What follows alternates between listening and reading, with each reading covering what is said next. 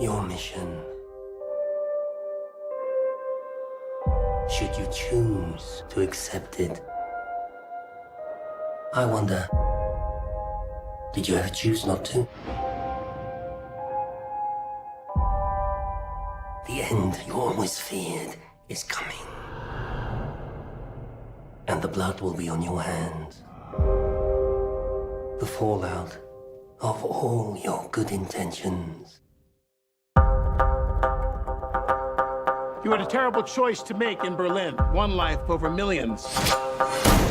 And now the world is at risk. This is the CIA's mission. If he had held on to the plutonium, we wouldn't be having this conversation. His team would be dead.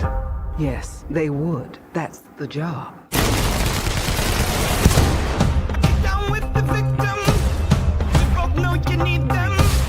Stuck in the middle of all irrelevance. You don't understand what you're involved in. You need to walk away. Please don't make me go through you. How many times has Hunt's government betrayed him, disavowed him, cast him aside? How long before a man like that has had enough? You can't fight the friction. So you can't take the pressure. So Ethan, that's not who we are. Maybe we need to reconsider that.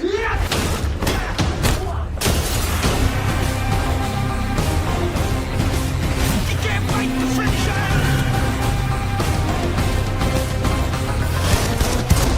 So, how is he? Hell, you know. Same old Ethan.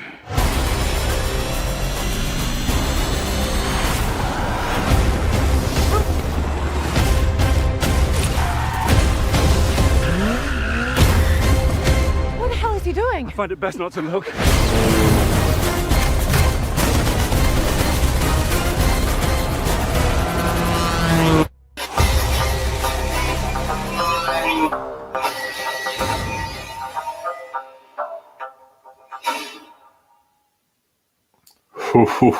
Here we go, boys.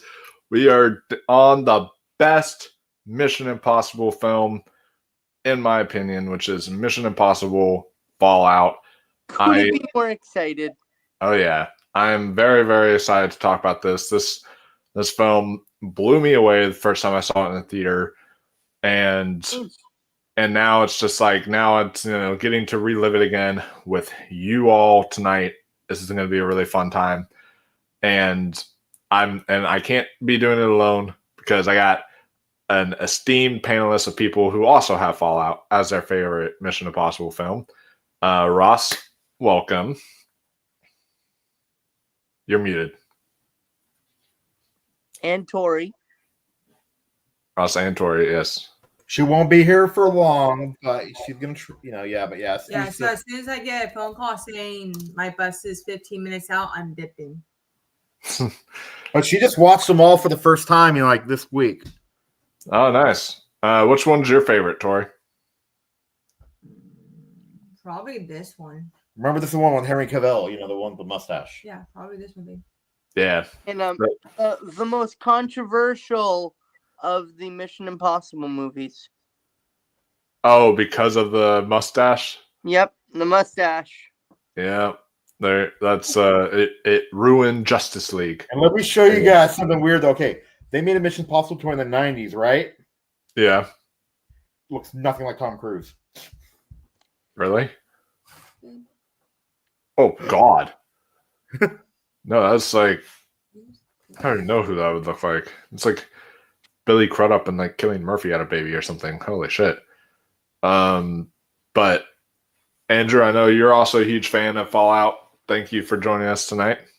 I love Fallout. It is easily my best. It is easily the best. Thing. I love the first one. I love the first one. I love the fifth one. I love the seventh one. I'm probably gonna love the eighth one. But this one is hands down if I was to do a top 20 action movies of all time, my personal favorites, this would be going on the list. And I'm gonna point something out in this movie that I noticed this time around. And I am going to give it a compliment that is often used as an insult, but I am going to be complimenting it. Okay. Yeah. And what would that be? Or do you want to wait till we're in the movie, or? I'll point this. I'll say this right now. Everybody like when there's like a spy espionage film, and people be like, "Oh, it's a bargain basement James Bond." You know, it's a ripoff of James Bond. This to me feels like the American version of a really good James Bond movie. Yeah. Yes. Like picture James Bond, set it in America, and you would have this. I feel like that's like almost this whole franchise. This whole franchise feels a little bit like a high tech. And then also too, like especially this one. And it now like it actually like has a weird thing about it too. Okay, because like if you watch the early Bond movies, I've seen every Bond movie. They're not these like these big action movies. Like they're more, like a contemplative, like spy movie. Like we're like espionage is the main thing. And yeah. And something else in this one I've noticed, because if you remember the last one I was here for is Mission Impossible 2. Yeah. Finally, you're on for a good movie because your last two streams were this and Mission 4. Yeah, we go from either what's her face. We go from what's her face like being Tom Cruise's like love interest in the last movie that I don't give a fuck about. Yeah. To Ilsa, literally, in my opinion, one of she is the best, like, of the love interests. And this movie, because we know her fate in the 7th movie, has a lot of those, like, similarities to, like, Romeo and Juliet in a way. Yeah, I can see that. Like where you see her and Ethan talking and then being sweet together, and it's bittersweet because you know her fate. Oh, yeah, for sure. Hands down. But yeah, I'm excited to get this one going. Because yeah, this is to me one of the best action movies. I said that this was probably like my second favorite action movie of the 2010s. When I saw it, it was really, really great. So I'm really excited to check this one out again. I have it queued up here on my Blu-ray, so I will count down, and whenever I say play, we'll hit play. But yeah, I'm really excited. So 5, 4, 3, 2, 1, and play. Okay, there we go. Got the Paramount logo. I am exactly in sync. Nice. I am too. Perfect. Oh, while this is playing, I haven't opened it yet, but I wanted to show this off. I got it before it sold out.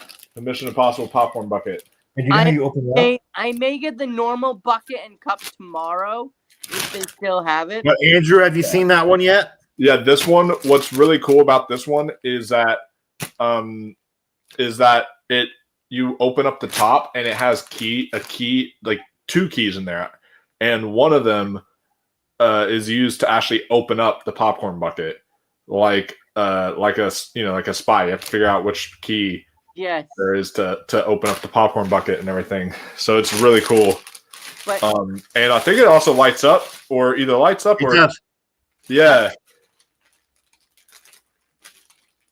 I just want to say one thing about this opening scene really quick. Whoa, yeah, look at that. It lights up blue. That is super cool. How much is it though? So I could buy one maybe. It was like $31, but that ain't bad. Well, $31 for my Regal Unlimited. It was $35 $5, I think, in general. But That yeah, that's what it looks like when you light it up there. The Mission Impossible Dead Reckoning that bucket, which is but really cool. I love the opening. I love that opening scene with Solomon Lane. Oh, that yeah. must be really good makeup on Solomon Lane because, like, where you have Ethan getting married and Solomon Lane is giving that like really creepy speech. Oh yeah. Such a good like setup. Such a good. and also too, you know, like And Solomon then Lane. right here, with the way he is in the shadows and just like creeps out of the shadows, I absolutely love that shot there.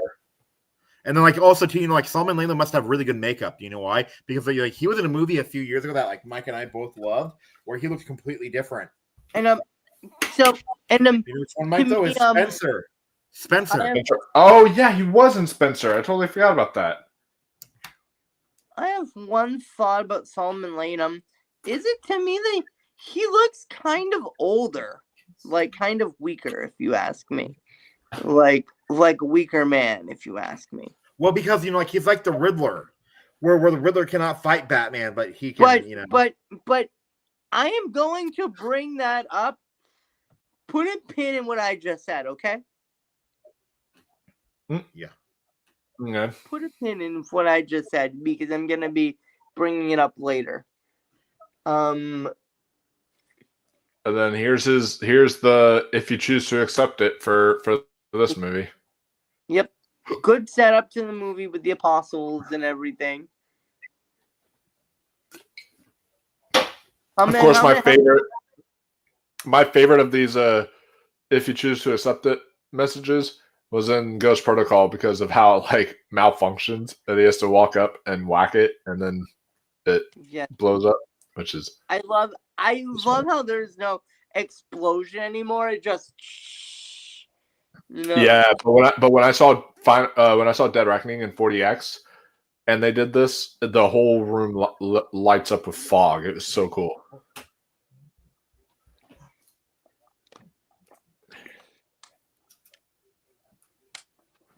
Oh yeah, everyone. What we were talking about earlier. See, this is him and Spencer. Yeah. Yeah. He looks really different in Spencer. Good movie though. Okay, and the orbs. They're the orbs that he has to get. Okay. The orbs. The plutonium orbs. Yeah. It took me a second to remember what they're made out of, even though I literally just watched this movie. We watched it last week together. This one? No. This one. Remember This is Fallout. Oh. Yeah, I remember last Friday, I think. Yeah. And there you go. There's a little steam. Mm-hmm.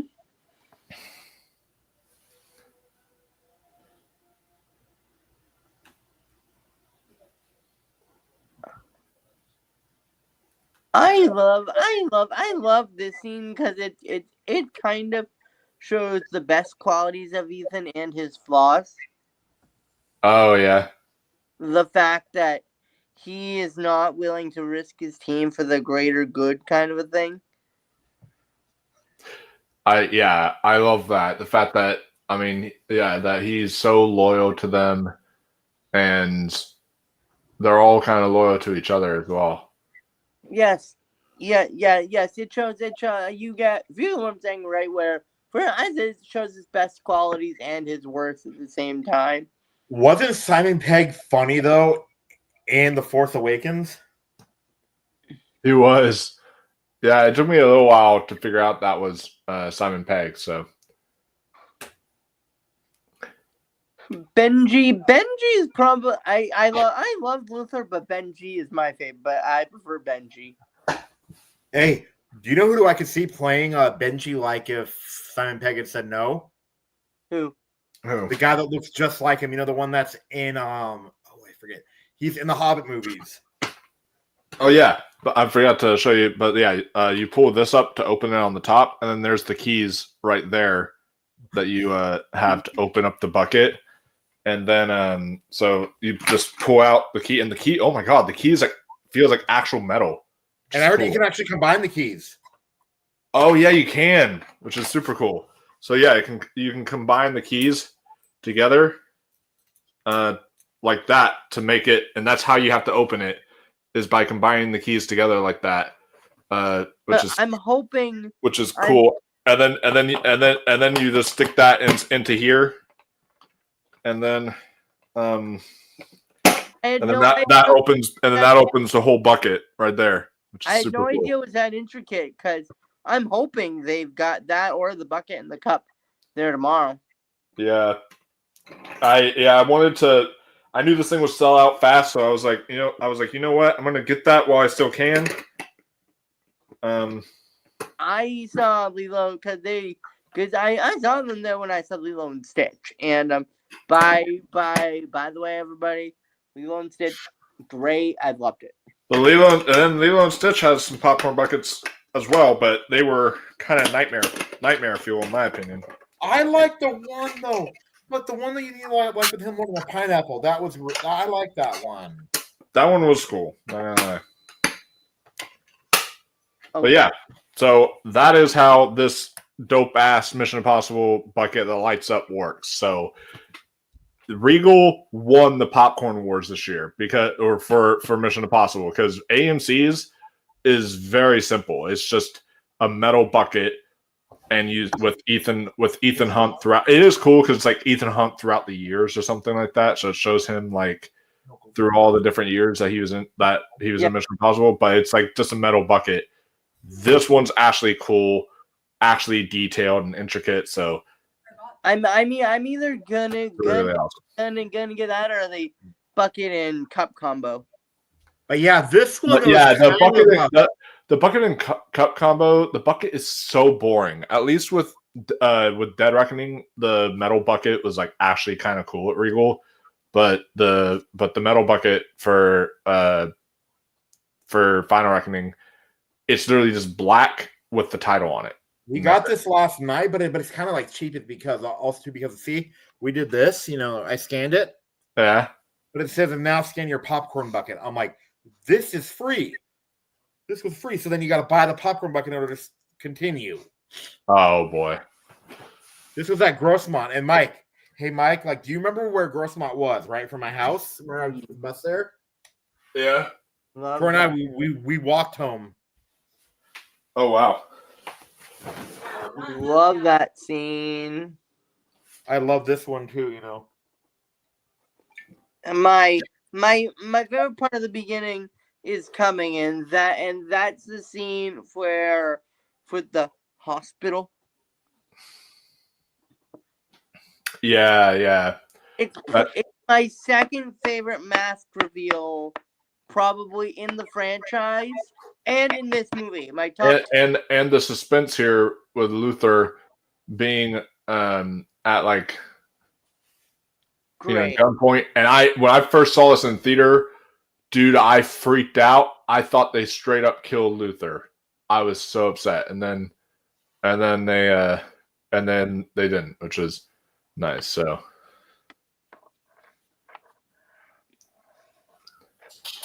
yeah, because Luther is my man. He's my favorite character.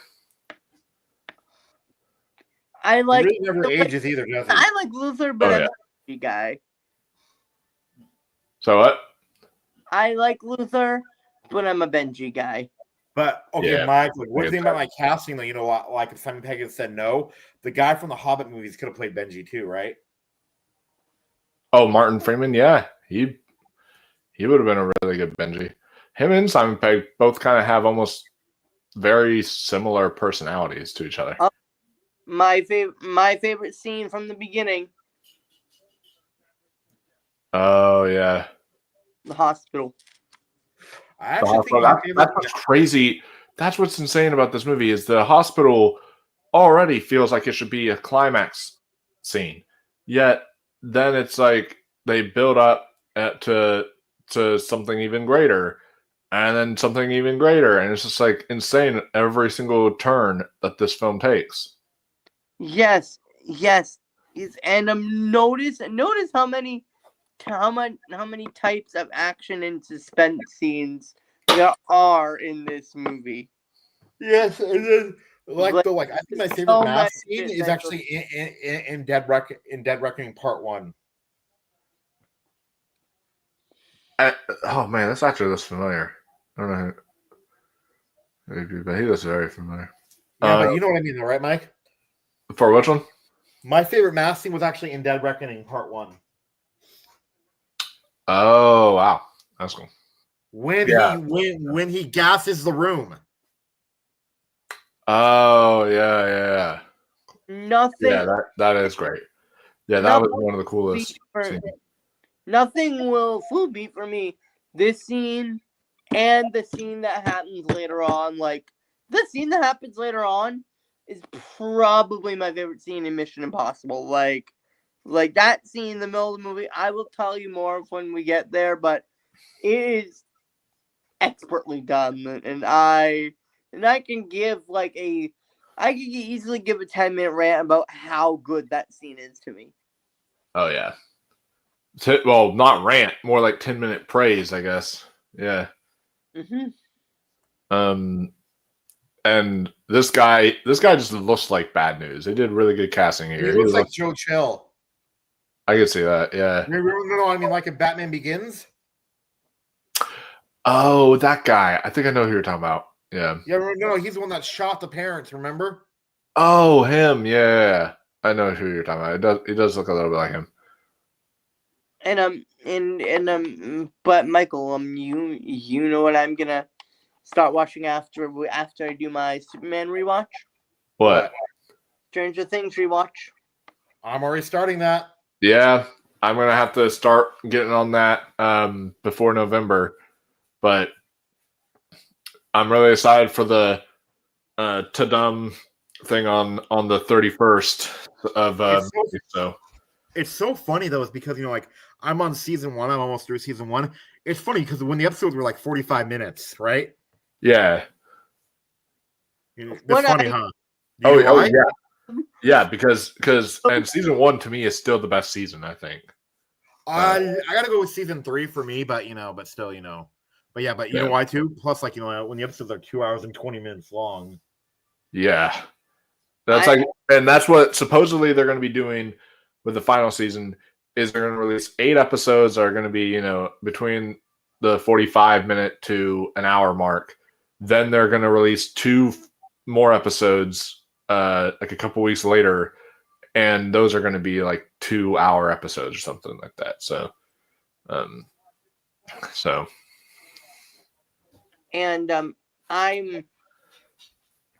love season 1 because they actually made Steve Harrington not as likable in on those seasons, and then cut to him now where he's like the fan favorite. Yeah, I just love season 1 because it feels the most like a Spielberg kind of movie. It feels the most has like having that kind of vibe. It's a little bit more. Which I'm happy though. There's gonna be a time jump too. Yeah, I'm hoping for some '90s bangers this year. No. Do you know why too? Is because for me, I want it is because of the believability thing for me with it. Wait, what about the villain? Oh no, about the believability of all. Okay, because seasons 1 through 4 is supposed to take place over a year, right? Yeah. Those kids do not look like they could still be 14, 15. I'm sorry. No, they do not. But yeah, I'm excited about this too. Yeah, I remember this scene. Yeah, this was such a cool scene where it's like, yes, you find out that none of the hospital was real. And this is my second favorite mask reveal in the movie. Oh yeah. Favorite, and any other movie, this would have been the best mask reveal. Yeah, one of the coolest mask reveals in the whole franchise, because a lot of the mask reveals are predictable. You're like, okay, I know that's going to be Ethan, or I know that's going to be this and that. But this one, you don't really know that's Benji until the stuff falls. Okay, down. but you admit though, the opening of part 2, that was a good mask reveal. And then Yeah. you have it, like when he smokes out the room, that looked nothing like Tom Cruise, did it? Oh yeah. I will say this is my second favorite after rewatching these movies. This is my second favorite opening intro. My first favorite is Ghost Protocol, and the reason why is because she lights a stick of dynamite, and as she lights a stick of dynamite, you see it transition to the stick of dynamite in the intro. So it's I really like cool. that, but I love this opening. This will forever be my favorite opening because there's something about the music in this scene, like how it's scored. Yeah. Without going much to it though, I think I counted and it was like between 45 to 55 minutes that the credits start in Mission Impossible Final Reckoning. Whoa. That's crazy. Because I know some movies have been doing that lately. So Like Drive My Car? yeah. How long was that?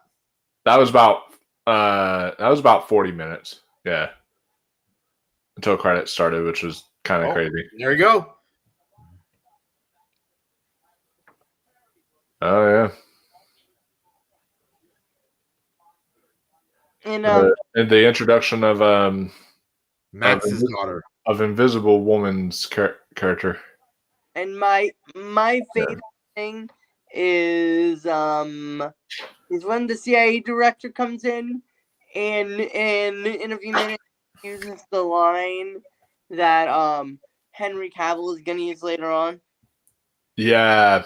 When she goes, the IMF is just like Halloween, a bunch of grown people wearing masks.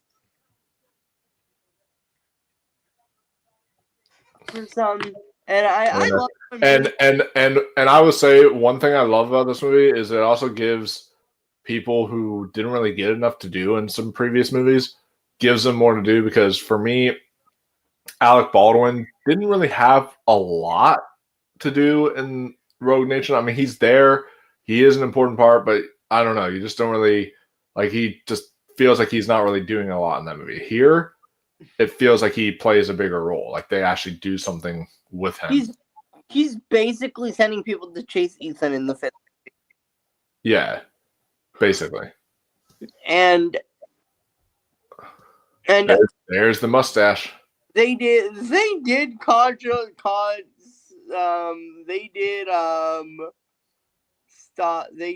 avoid a major problem in the next movie, in this movie. Which one? When they killed off Alec Baldwin. Oh, that's true. Yeah, by them doing that, they don't have to worry about.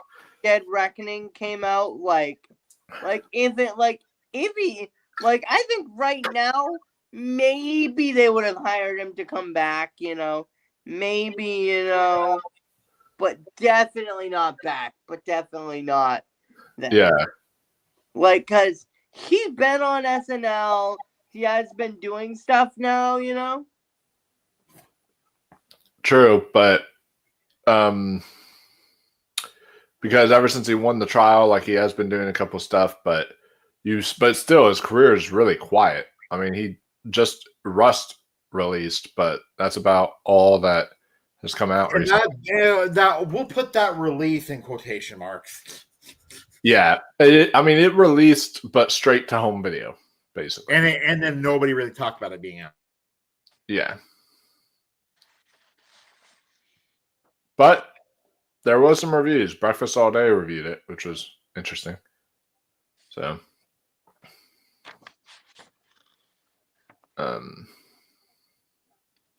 I would like to hang out with them sometime.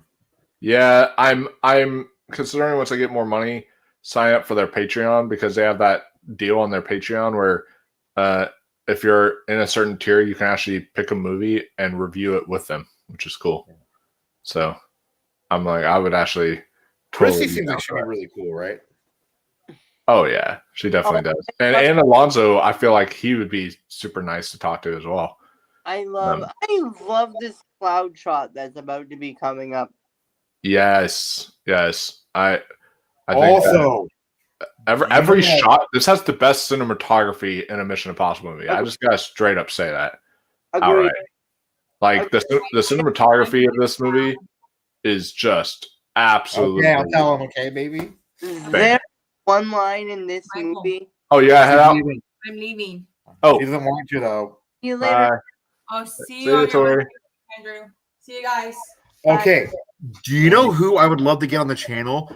And if we do not have them on without Andrew, it would be a mistake. Anna Kendrick. No. I meant the like a YouTube reviewer thing. Oh, who? Fish jelly. Oh yeah. That Andrew, you would like them. And I would love to meet them. And there's one line coming up that I think is a really annoying cliche, but it's done like really well here. It's the scene where somebody goes, "What, are you afraid of a little bit of thunder?" And then the thunder comes down and does something that's really, really bad. Lightning and the thunder. Watch, this whole video is gonna get a copyright now just for me singing that. Oh my god. Yes, do not do that because remember what happened with the Mission Impossible thing. Which movie did they get in trouble for when they did that? I forget. Yeah, I forget too. It might have been this movie, but yeah, they were because they were doing like a trailer reaction or doing something like that. But yeah, they just simply were saying the Tom Cruise, Tom Cruise, Tom Cruise, and then they got in trouble by just doing that on YouTube, which is so dumb. But yeah, the way this whole plane sequence is shot, and Tom Cruise is the very first actor to ever halo jump out of an airplane. So kind of crazy. That's what this is a halo jump. Here's my next question to you. And I'm very curious to see your answer. What actor out there do you see that would be willing to do stunts just like Tom Cruise? Dude, could you imagine him just standing up that high? You're literally above clouds looking at nothing. What were you asking us, Andrew? Sorry, Andrew, what were you asking us? Who do you think could be the next, like, Tom Cruise? If they were to reboot Mission Impossible and they wanted an actor that would be willing to do their own stunts, kind of like Tom, you know? I don't think anybody. The only person, but he's getting too old now. Like, they couldn't do a next Mission Impossible with this actor. But the only actor would be maybe Keanu Reeves because he does his own stunts in John Wick. But that's the only one I could think of. But I was with an instructor, so it wasn't nearly as badass. But I have been skydiving, so I always wanted to do that. So at least I know what it's like to. And I did fly through a cloud, but he's higher up than even I was. I was 10,000 feet up in the air. He's like maybe 60,000 feet up. He's super high. Maybe even high. I think he's like more like 100,000. He's really, really high up in the air. I would love to see Henry Cavill do an Oscar type movie someday, huh? Yeah, I think he'd be able to pull that off, actually. And I would love for Tom Cruise after Mission Impossible Final Reckoning. I would love to see him not only play like a more Oscar type role and get himself an Oscar finally, but also to play more villains because Collateral, he is one of his absolute best performances, and he's great as a villain. If you know what I kind of would like to see Tom Cruise play eventually. What? If you know, like in every romantic comedy, have those slimy bad guys, you know? Yeah. Like the guy who's just a douche, just to be a douche. True. I don't think you do romantic. I feel as if Tom Cruise would have a lot of fun just doing that, you know? I don't think he'd do a rom-com though. He's too far in his career now. Yeah. I feel like for for Tom Cruise, he would do more so like a romantic drama, maybe. But I could There's a rumor though. could see if he's got like several movies he's working on at once. If they could say, oh hey, this will be an easy paycheck. But no, They could- Andrew, no, Andrew. Though usually rom-coms are the ones that people do to break into the industry. Really, like that's their breakout. Right, Mike? oh yeah, he's definitely broken. Either rom coms or horror. That's usually how you break into the industry. Yeah. And But then there's a rumor though. I've heard. I hope it's true. Is that he has another movie? He's in another movie out this year that's coming out soon. which one? Superman. I've heard the rumor. Tom Cruise? Uh-huh. Shit. Well, they're hiding that if that's the case. Yeah. No. You know which one though? I heard he might be playing Who? Jor-El. Jor-El? Oh, that would actually be really cool. Yeah, we'll have to see that. And I'm glad. I love the I'm glad they didn't show that in trailer. I love the colors of this nightclub. Oh yeah. Oh yeah. Too. Let me tell you something. Like, I would wanna go- Glenn Powell denied it. Glenn Powell denied that. That like he's going to take over after Tom Cruise asked him to take over. Oh dang. I do feel that Glenn Powell would be, if they could convince him, he would be good as the next Ethan Hunt. See, the only issue though, I feel like they kind of have to end the franchise. And the reason why they have to end the franchise is because I kind of agree with Ross. Keanu Reeves is too old. There's no other actor who would be willing to do his own stunts. And so, like, when you watch Mission Impossible, that's the thing that sells people is the fact that Tom Cruise is doing his own stunts, you know? No. I'm saying okay. I'm not saying that, like to say actors don't do their own stunts. Some of them would, but not to that level, I mean. Yeah, that's true. I could see them trying with another movie, like trying to do a reboot, seeing if they could make this kind of like a James Bond. I don't want Tom Cruise is so tied into Ethan Hunt though.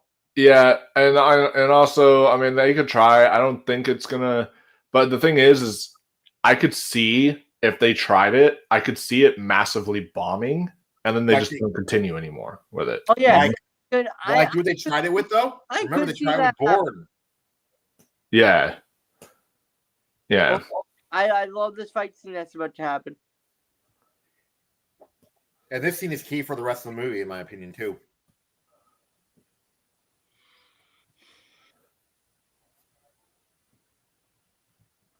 Oh my God, I want to make a joke. Can I make a joke, Mike? A little bit of off-color joke, okay? Sure.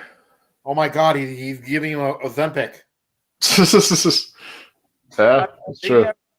Are you guys ready for the most unrealistic? I've had it. I'm taking it, Mike. Now, did you know that? You're taking in Zipic? Oh, yep. Oh wow, I did not know. Yeah, that. but it's weird. I like it, but I'm only on 0.25 right now. But it's because manage my diabetes. Oh yeah, of course. Because have you ate so much that you're full, right? Yeah. Imagine it stays in you 3 to 4 hours longer, and you only have 5 bites. Oh wow. So it's better, huh? Yeah. Ross. What? I'm happy that you're doing what you need to do.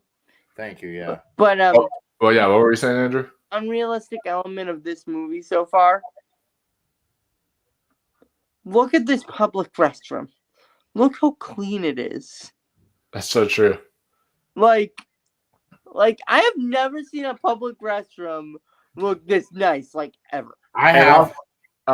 Also, they the Mission Impossible isn't really good with their bathroom stuff because I will say in Mission Impossible 3, he has that huge showdown with Philip Seymour Hoffman in the bathroom, and it's a public restroom, and you're telling me nobody is going to enter into the restroom while they're in there? Really? Not a single person walks in. It's really? That's why they had these French guys show up. Oh yeah. But also, I see bathrooms that are this clean though in San Diego, right, Mike? Oh yeah, there's like banks and other kind of stuff that have. And also, very- remember how clean Universal was when we went. Yeah, it depends on the restrooms because there are restrooms in Universal that are kind of your ghetto nasty. Then there are the restrooms that are like, you know. I'm talking about like the ones that we went to, in Universal Hollywood. How nice that was. Oh yeah, that was really nice. Like, Yeah. like I've seen nice bathrooms, but nothing this nice. Like, I have. So the Watch Mojo, the way you knew that Watch Mojo was running out of ideas one time is they did a whole top 10 list of top 10 bathroom fight scenes. And this was on that list, obviously, because it was on the thumbnail. But it was just like, wow, are y'all really running out of ideas that y'all make a list of top 10? You know what they should do that too? They should stop spoiling the list though in the video. Do you know how? How? Sometimes the thumbnail will be number one. Sometimes, yeah, that will be the case. and Yeah, they should put like their number 10, 9, or 8 in like the thumbnail or something, just to make it like more interesting. you know, a movie is good because we are 30 minutes in the movie right now. This does not feel like 30 minutes in. Jeez, we have less than 2 hours right now, and that's crazy. Like I know, right? Yeah. Oh, she'll get an Oscar someday. I think she will. Oh yeah, for sure. She could definitely get that.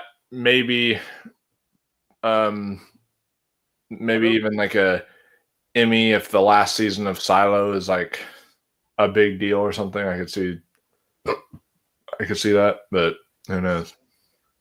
Hello, Ilsa. Oh my God. I've been friends with Andrew for so long, and I cannot believe that this just crossed my mind. What? That his favorite character in Mission Impossible is named Elsa. Of course. Oh, see, named the phone. after the Frozen Right character. here. The phone. That's important later on. Oh yeah, the phone. That is really cool. She's my favorite female character, and like one of my favorite characters in Mission Impossible, Ilsa. Ilsa. Oh boy. So, note to any filmmakers: if you want Andrew to really like your character, just name them Elsa, and then he'll really like your Yes. character.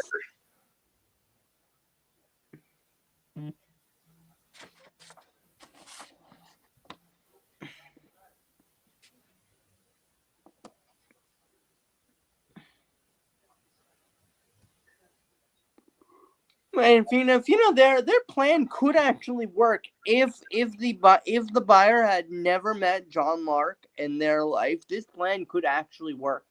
Yeah. Oh yeah, too. Though, let me tell you something though. Okay, Andrew, you've seen Last Crusade, right? I've seen bits and pieces of it. Yes. There's a girl named Elsa in it. Oh yes. Oh yeah. Now I need to rewatch it to see how much I like Elsa. It's coming back to theaters Oh wow. for Father's Day.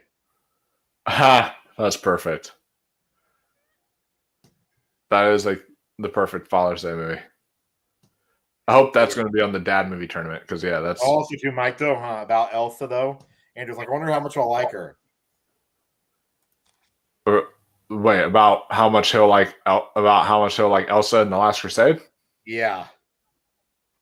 I think he'll like her. Picture me, it's my face. She's my favorite character. I mean, yeah, she's kind of like the villain, but she's also like a likable one. Yeah. So He's still a Nazi, though. yeah. Yeah. But if people say spoilers, it's as old as me. It's 36 years old. Oh yeah. That's true. Oh, see? Look. This straight on star on my mother, right? Those of you who understood her strength, right? Yeah.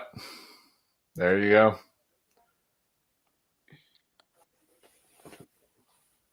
If we literally go from Elsa to this beautiful woman. That's the broker. See, Which is actually Tom Cruise's real wife. So there you go. Oh my god! Oh my god! She is so actually he's there's rumors of him dating somebody else right now too. Oh, so I guess they got divorced. Okay. No. They were never married. There was only rumors of them being together. Do you know who? Oh, you know rumors of them being together. Oh, dating. Who he might be with now? They said. Makes sense. What?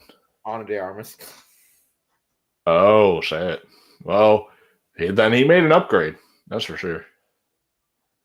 Because while she's beautiful, Ana de Armas is otherworldly.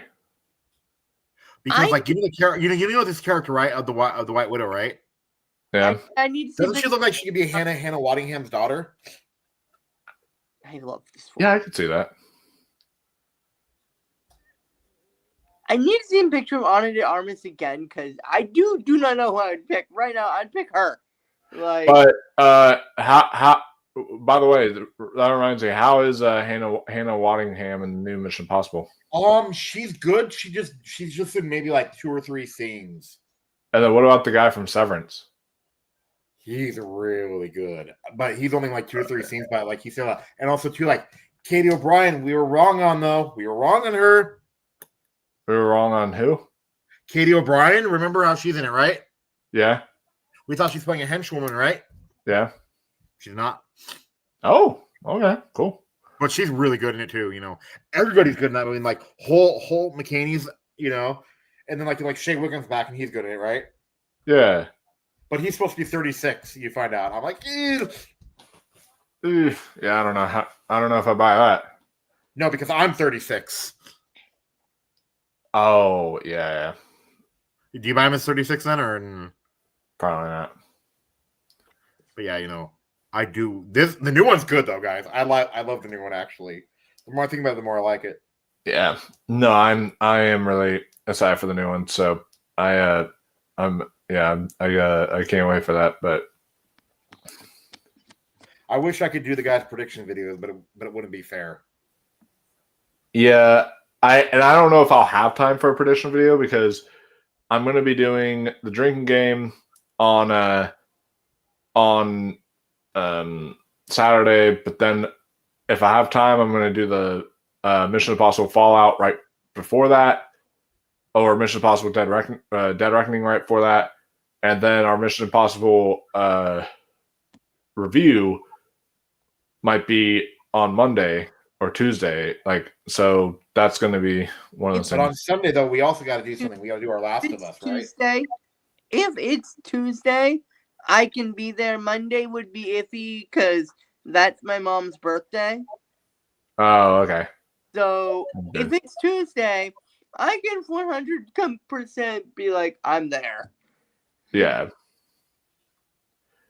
It may be a scenario where we may pre-record it Monday and then upload it Tuesday, or just let me know the time on Monday because I may be able to swing it. yeah, I'll let you know. But I love this knife fight. yeah, this knife fight is really cool.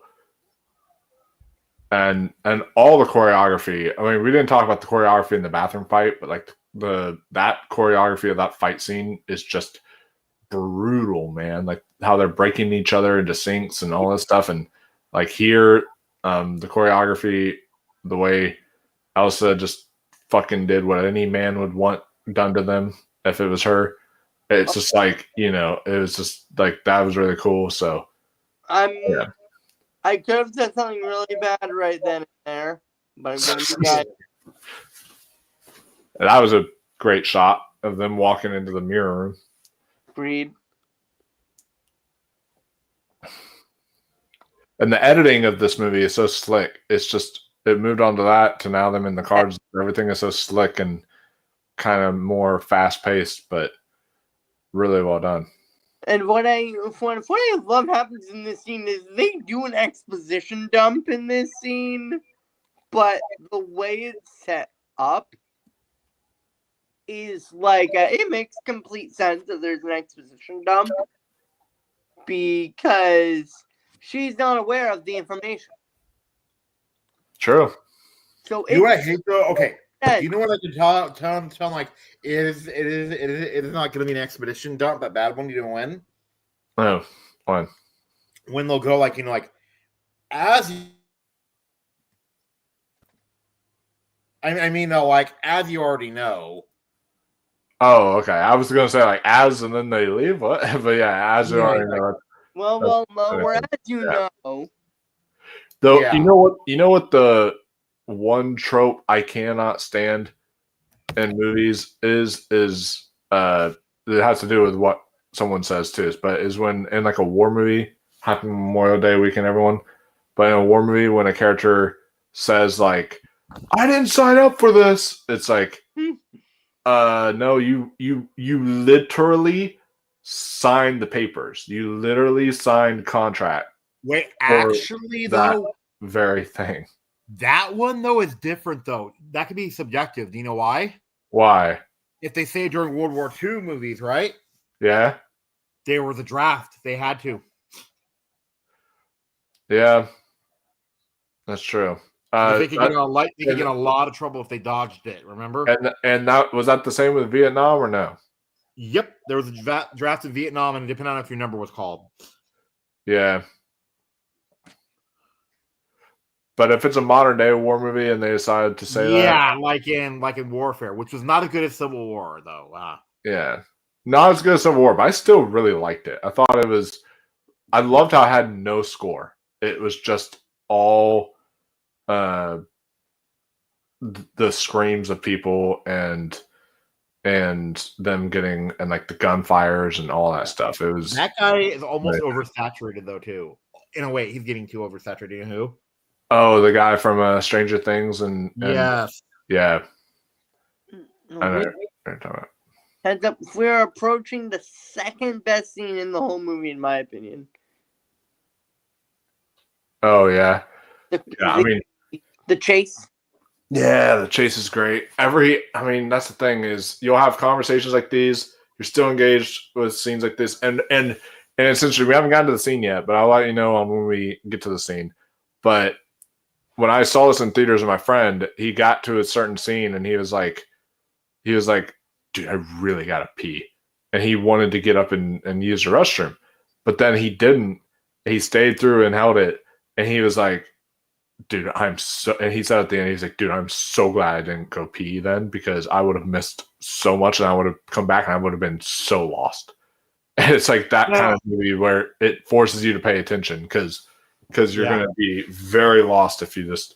You know what I noticed about Tom Cruise though? What? He likes working with the same actors.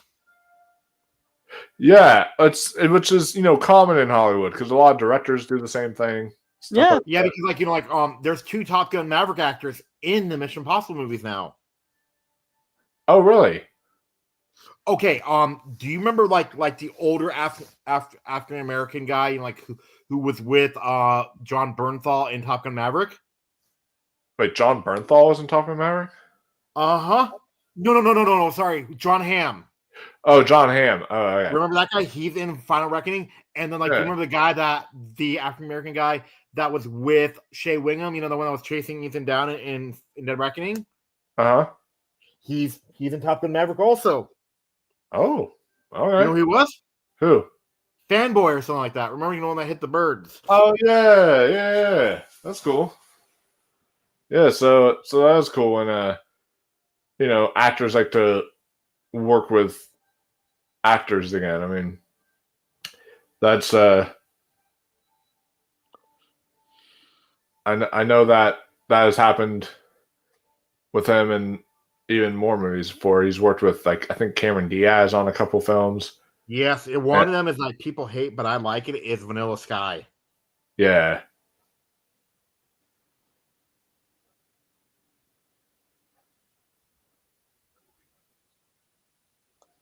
This guy looks like if Adam Driver was French or something. It's like, what the heck? No, actually, he kind of looks like this football player that was on my team. Do you know why? With the smaller nose, though. I'll show you.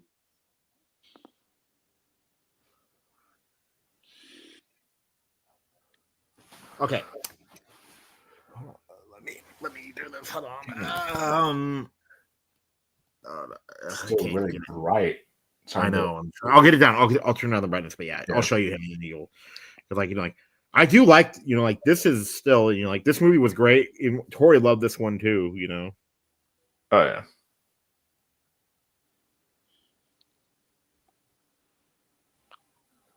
Okay.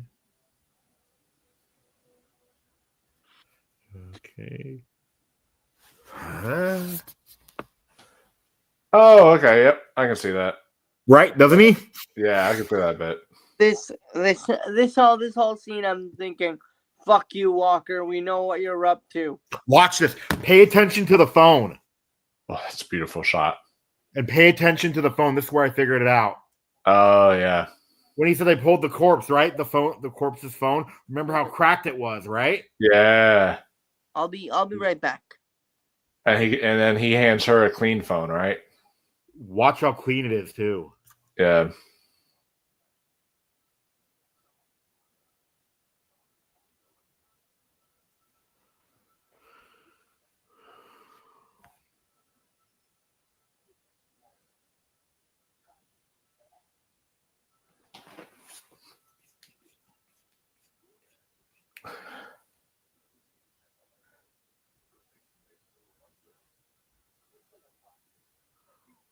He not only has a mustache, he's got like full on kind of beard growing there.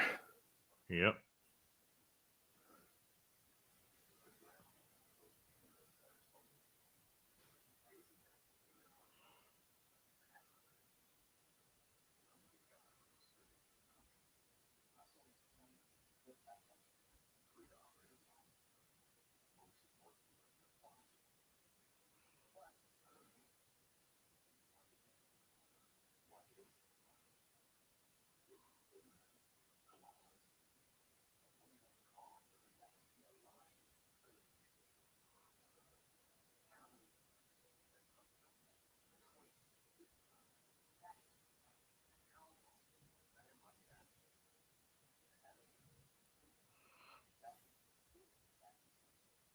See, he brings up an interesting point because it's like, he brings up good points here, but then you're just like, that's not the case. See, that's the. Yeah. Oh yeah, that phone is like almost like brand new. Like he bought that in the store just for talking to her.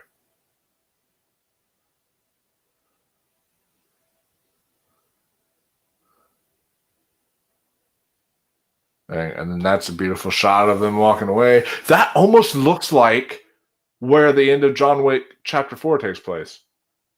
I wonder if it is. Because that's like... I think so, yeah, probably. Or where it was shot, at least. Because that's very similar.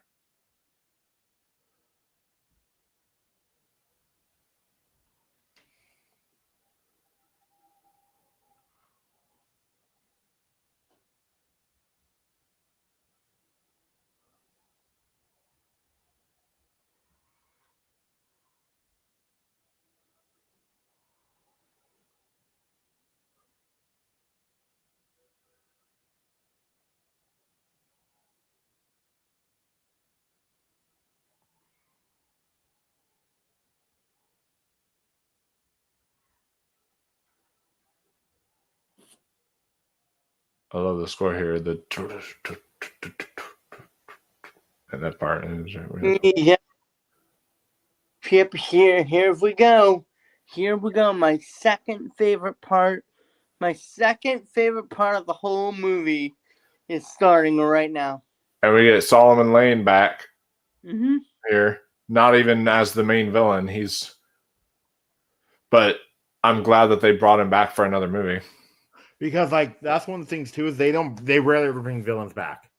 Yeah. So that just... But there is a criticism though of the last one. I'm not going to say anything about Final Reckoning, but they always say that like he was one of the worst parts about it. The villain. I'm thinking he was a fine villain. I liked him. Oh, Solomon Lane is my second favorite villain. No, not Solomon Lane. No, about them bringing the villain back. You know who? Who? Gabriel. Gabriel. Who's Gabriel? Remember, he was Isai Morales. In Dead Reckoning. Oh yeah. They said like he was a nothing villain, like he was he was a horrible actor. They said, I'm thinking he was fine, huh? He was fine. Yeah, I mean, he wasn't as as memorable as like as the villain from 1, 3, and 5, but still, he was fine. He was good. But and that's not really. I wouldn't consider that a spoiler because it literally ends where he's coming back, basically. Oh yeah, and like he's throughout this one too, and he's really good. I liked him more in Final Reckoning. Oh, nice. Yeah, that's final. Yeah, he is a great actor. He played a really good villain in season 1 of Ozark. Was he throughout the whole show though? No, because at one point in the show, spoiler alert for the show, but he bites the dust in the TV series. But yeah, but it's but he was a really good villain for the time he had on screen.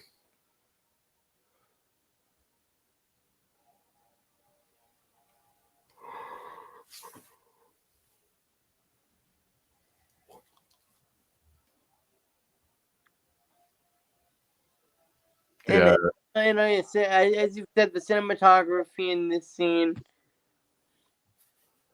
Yeah, I heard the show was bad, but I heard he was really good in it. He was actually on a DC show. Did you know that?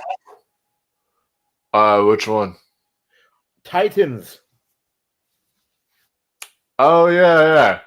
That show is not good, but he played Deathstroke. Oh shoot! Yeah, he did play Deathstroke on that show. I remember that now. So Andrew, what do you think about Gabriel in the last Mission Impossible movie?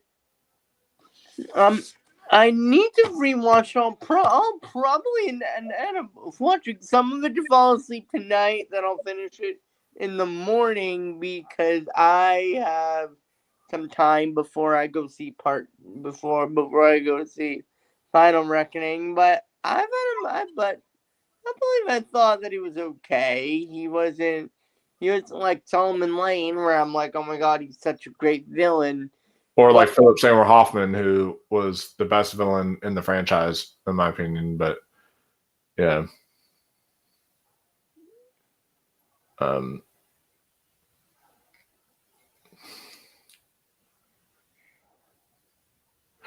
man. Yeah, this is such a tense scene. Like edge of your seat scene here is with the actual truck filling up with water, and you realize that they have to try to get to him as quickly as they can, but then also they're being hunted down by a lot of people. So it's just like it's insane here. There's like dominoes all falling out of the back of the truck.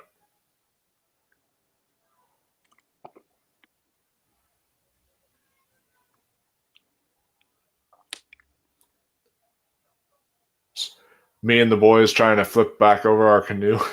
It just keeps on sinking.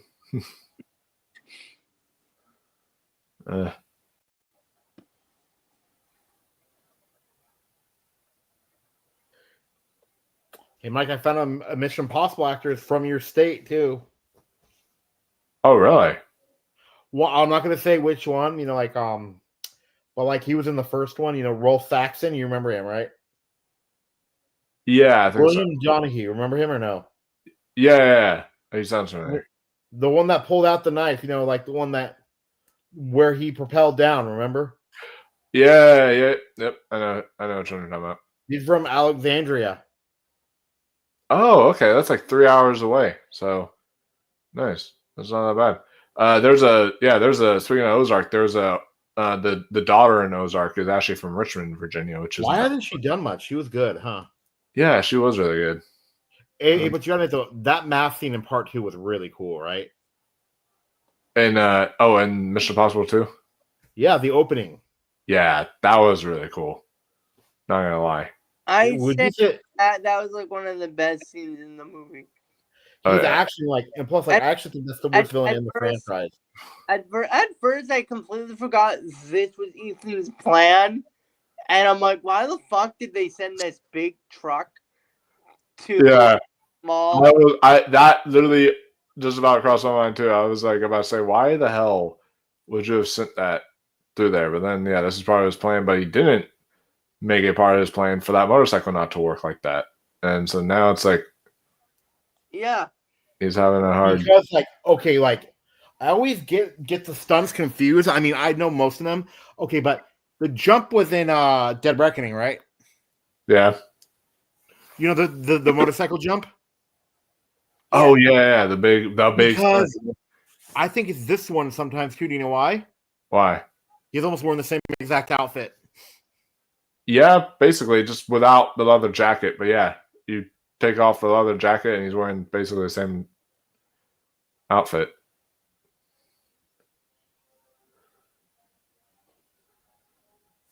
Solomon Lane has the dumbest line in the whole movie in a few minutes. It's the scene where Elsa shows up and he's shooting at them. Oh yeah, they're driving some BMWs. There's some rich. Solomon Lane just says, "That was Elsa." You don't say. Oh man, he had to just he's flying through these cars and just he's about to cause a traffic jam right now. A traffic collision.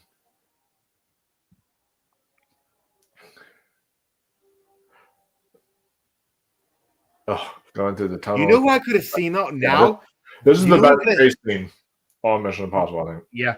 Do you know who I could have seen though too as part of Ethan's team? You know, if they want to do a future Mission Impossible movie with Tom Cruise, because like, but you know who I can see? Who? The guy from the newest guy from Final Destination. Which one? The punk rocker guy. Oh, okay, like him being a part of the team. Yeah, I could maybe see him playing like the more kind of high tech nerd guy who's actually who's like drinking Mountain Dew all the time and like eating something while he's on the computer. I could see that kind of role. And I found out too. There's a Chucky actor in the new mission in the new Final Destination. Yeah, I saw him. I recognized him immediately as soon as he popped up, which was really cool. And then of course Brooke Basinger was in the beginning, which was really cool. She was from Stargirl, for any DC fans, which was not a bad show. The mom from Home Alone 3. I mean, like they're the mom was in Home Alone 3. Oh shit! I didn't even think about that. Yeah, you're right. God. Oh, geez, getting hit by a car like that is insane. That's like the most dangerous stunt. Yeah, that right there, out of everything he's did in this movie, that's probably the most dangerous because you have to rely on getting up after getting hit by a car. Like, that's insane. I got hit by a car, but I was fine. Oh man, I'm glad to hear that. Because, like, people ask me like, what were you doing that was so stupid? I'm like, it wasn't my fault at all. Oh really? Because like, you know how they have the narrow streets, you know, like with the crossing sign, you like right by the stop sign, you know, in the suburban areas. Yeah. Walked up and this old lady was driving, and like she looked every which way, but right in front of her, and her car grazed me. Oh shoot. So Zaire, apparently he got hit by a car once, but it was like full on a hit and run. Someone hit him and then just drove off, and it was like, and and now he has metal in his knee because of that. So, but how's he doing? He's doing good. I've talked to him. I hung out with him actually last night. We went to go see that Friendship movie together. Was it good? It was really funny. It's the funniest movie I've seen this year. It's but you gotta take him to go see Mission Impossible, huh? Yeah, I gotta ask him if he's caught up on the rest. I don't know if he's seen all of them. I'm gonna go with like some of my other friends to see Mission Impossible for sure.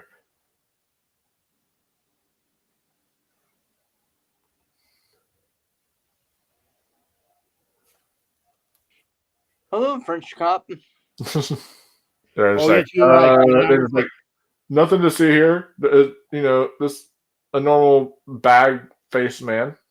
Even the French cop looks pretty. Like, Oh yeah.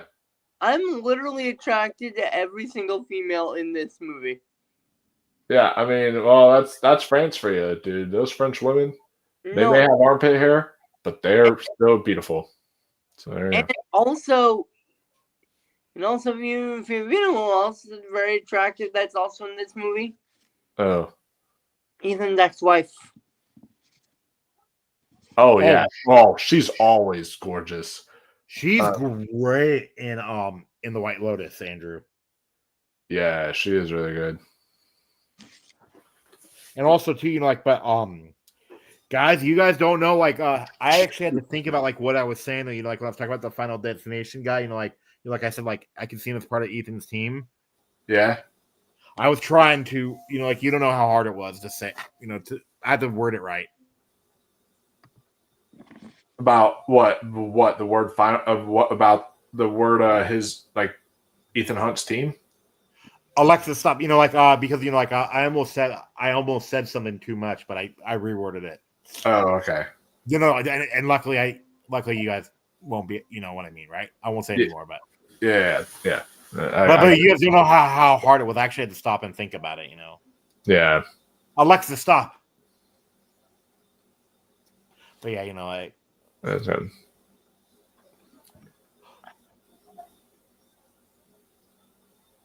Oh, poor girl, just in the wrong place at the wrong time.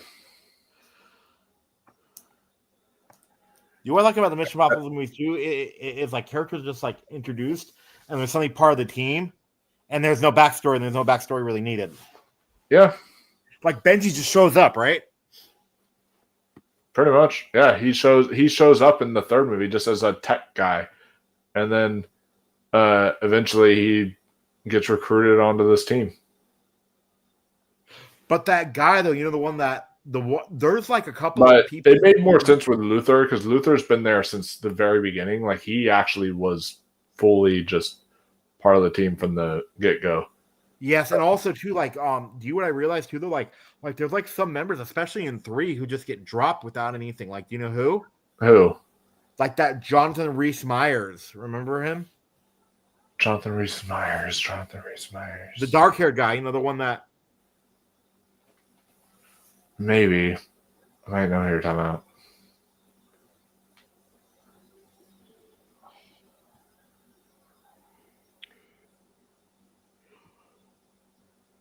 Oh, you're talking about Billy Crudup's character? No. Type in Jonathan Rhys Meyers and you'll see him, yeah.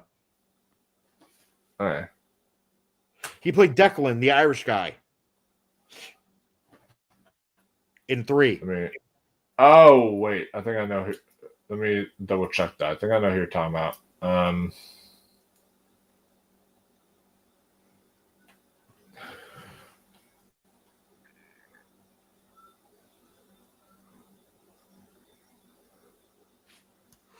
Yeah. I know which one you're talking about now. Yeah, he does just kind of disappear at some point, which is kind of weird. That's what happens to a lot of actors on here. It's I don't know what it is. A girl from Ghost Protocol, Jeremy Renner, a lot of actors disappear and then they just don't show back up again. It's okay. With Jeremy Renner's case, it was understandable because he got very busy with the Avengers films. But dude, what I love about this chase scene is this has literally been going on since I want to say around maybe the 45-minute mark, and it's an hour and 5 minutes into the Just movie. There's a scene, and I told him it's in the trailer, guys, so it's okay. The underwater scene is 35, but it's not half an hour too. The swimming. Yeah. Oh, I can't imagine what that scene would be like in 40X. Which, can I just say, make a quick complaint that apparently Mission Impossible, which is much more of your 40X type of movie with the moving seats and all that kind of stuff, is only getting one 40X showtime because at like a bunch of theaters because Lilo and Stitch is what's taking up most of the 40X showtimes throughout the day. And that to me should be reversed. I think Mission Impossible should be the 40X priority, and then Lilo and Stitch should be maybe one in the evening or something, you know? Yeah, because like remember though too, you know, like I can see Lilo and Stitch also being a good 40X movie too. Maybe. I mean, there's the surfing scene, and there's a couple. No. And then like you could smell the waves, and like when he sprays the water, the car crashes, the destruction. Yeah. Maybe. And also I think they know that that's gonna make more money this weekend. He just ran straight over. They know that that's gonna make more money this weekend. Yeah. But I think both of them are going to be really successful, especially your large format screens. Like IMAX is going to definitely sell for Mission Impossible a lot more than Lilo and Stitch, I think. And then also too, you know, like I saw it in this big theater, you know, like I forget it's a format probably you guys have never heard of. It's called like Titan X something, maybe. Okay. Titan. Yeah, I've never heard of that theater. Interesting. No. It's a format. Oh, it's a format. Oh, definitely never. Titan XC or something like that. Yeah. Wow. Did they say what the format is, or? It's kind of like it's like kind of like reading cinema's version of Dolby in a way. Okay. Interesting. Let's see what it is, though. Okay.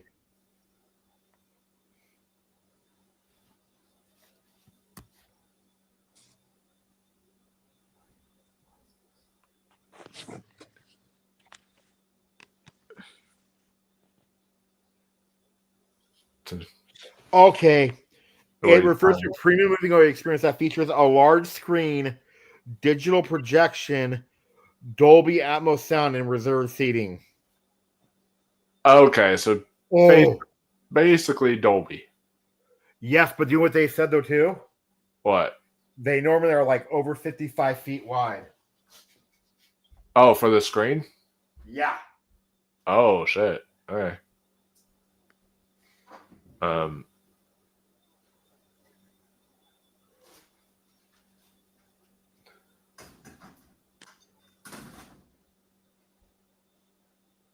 Yeah, this whole conversation here about the Syndicate and how Ethan taking it down just has caused a slew of things. It's just really interesting. It's such an engaging kind of conversation here between Solomon and Ethan. A really great like cat and mouse kind of deal. I agree. I agree. They really do. And he said the line of the movie. He says the movie title, "The Fallout of All Your Good Intentions." Even though my favorite villain chemistry with him in this movie is in the second half with him and Henry Cavill. Oh yeah.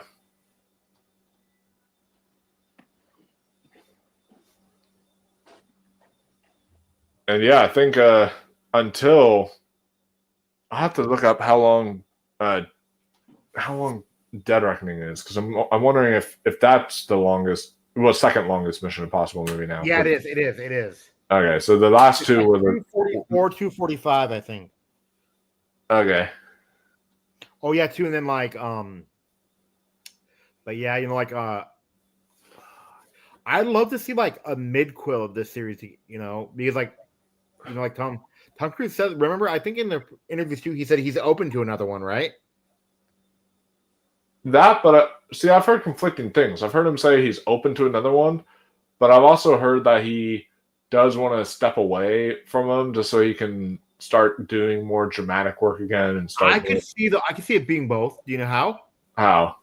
Eventually, he'll do one. He'll be open to another one, but not right now, I think. Yeah, or one of those things where maybe he'll be open to returning, but just as a cameo. you know, or Yeah, but also too, like one of those kind of things. I'd like to see a mid-quill of it too. You know, A mid-quill movie. Mission What? Impossible. What would the mid-quill be? because like how they talk about, you know, like how many missions he's been on, right? Yes. Just set it in between any of the movies. Yeah. But here's the question: How could you explain how Ethan looks older? They don't care. They've done that before in movies, right, Mike? Oh yeah. Like Andrew, if you watch the Hannibal series, right? Mm-hmm. Okay, Red Dragon is supposed to be set like 10 years, no, like 5 to 10 years before Silence of the Lambs, but it came out 5 to 10 years after, and Anthony Hopkins is about 10 years older. Really?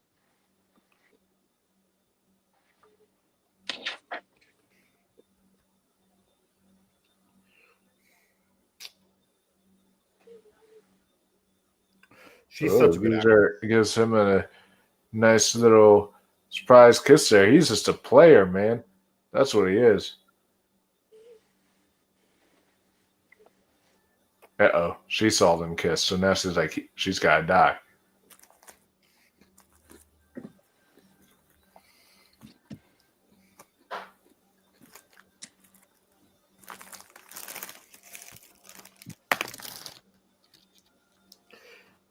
Andrew, have you ever seen the Tom Cruise movie, though, Edge of Tomorrow?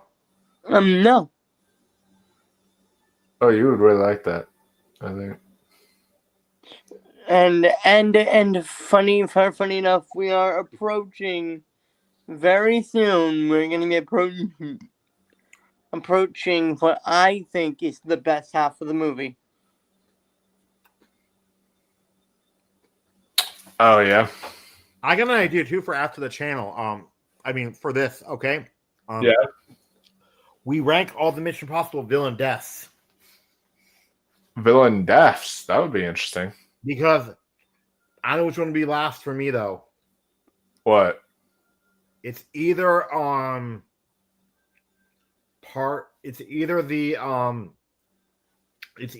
Mission Impossible 1 or 2 as the last in the villain deaths.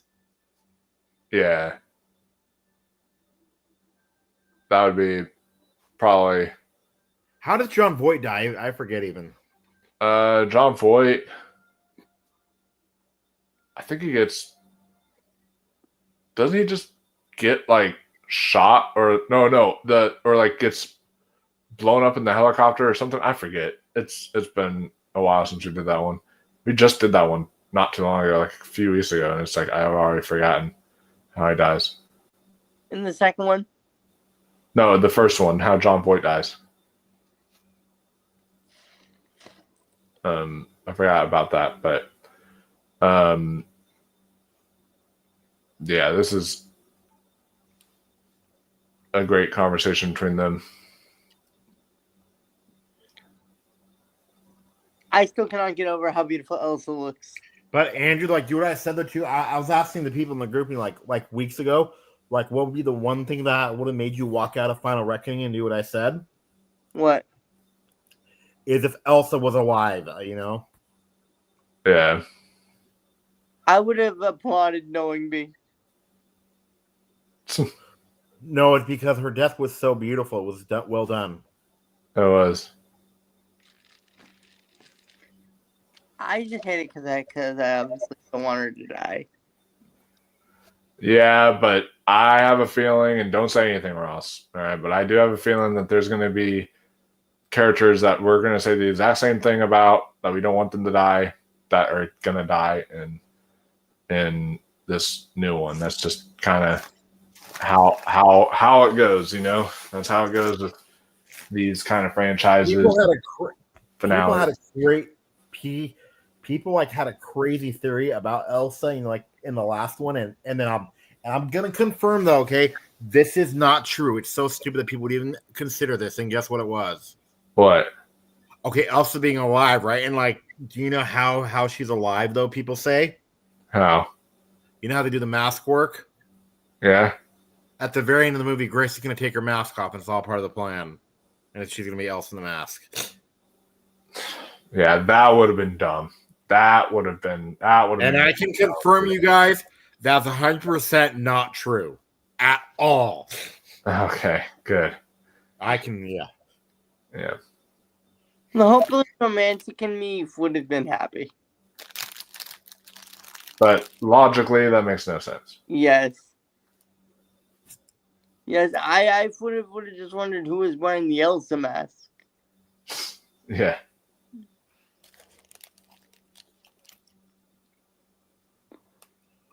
Oh, interesting dream he just had. Seeing Solomon Lane with his ex. That's kind of like, that's an interesting dream.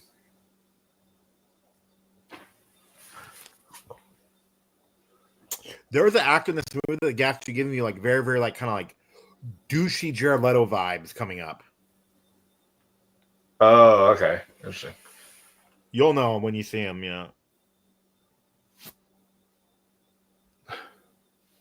Ladies and gentlemen, my favorite scene in the whole movie. Nice. Is coming up.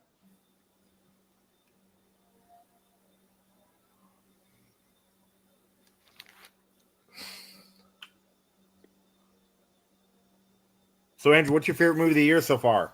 Oh, there you go. Mickey 17. For me, it is Bring Her Back. That's my Mine is Sinners. number one so far. Sinners is my number 2. Sinners is also my number 2. I didn't care for Mickey 17 that much. I didn't like it that much. Yeah. I've heard it's still in my 10, but it's like lower down in my 10. And my number 3 is Lilo and Stitch. Andrew, though, did you see Drop yet? Nope. One that should be coming to Peacock fairly soon. Once that comes to Peacock, you should definitely check that out because I think you'd like that. I love the acting in this scene, the scene that we're about to see. Also, not necessarily the substance body horror level, but I know what the body horror movie of the year is so far, which is The Ugly Stepsister. That's on Shudder, and that was really some disturbing stuff. I've been watching like Ving Rhames since the 90s, you know. Oh yeah, Ving Rhames. He's an awesome actor. He was in Pulp Fiction. He was great in that.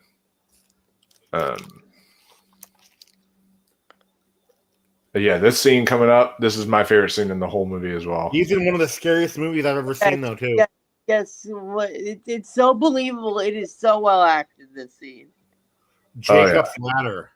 Jacob's Ladder, yeah, that was really good.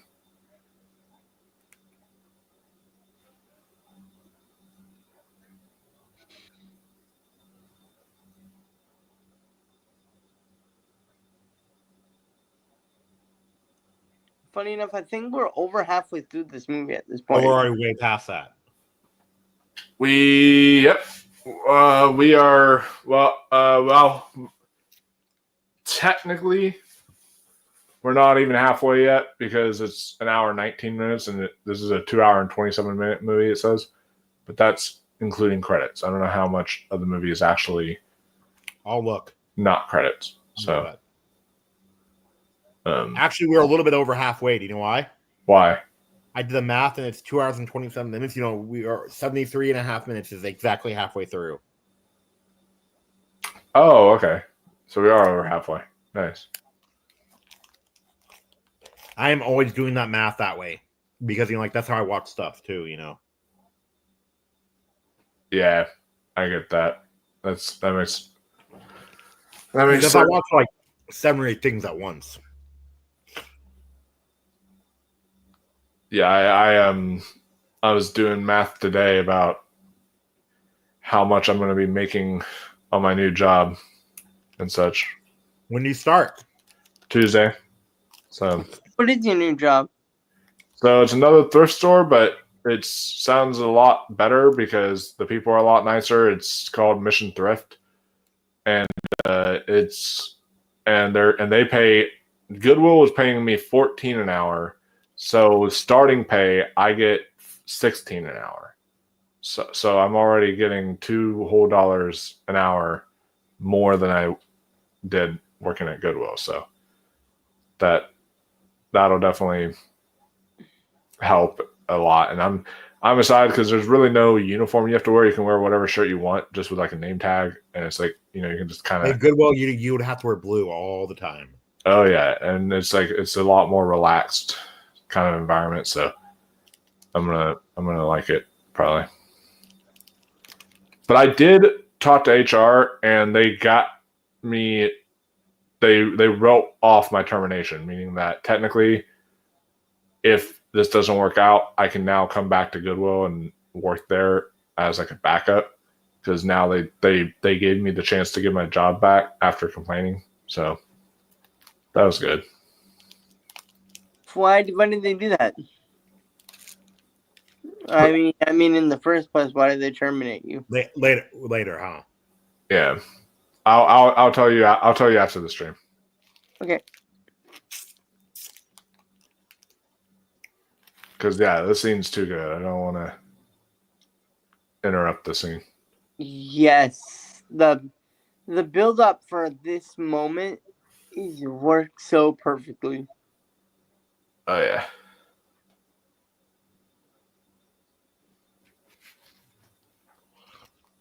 And hey, that mission is terminated. I do find it funny. We're watching a Mission Impossible movie on the day I get hired at a place called Mission Thrift, which is funny. So, yeah.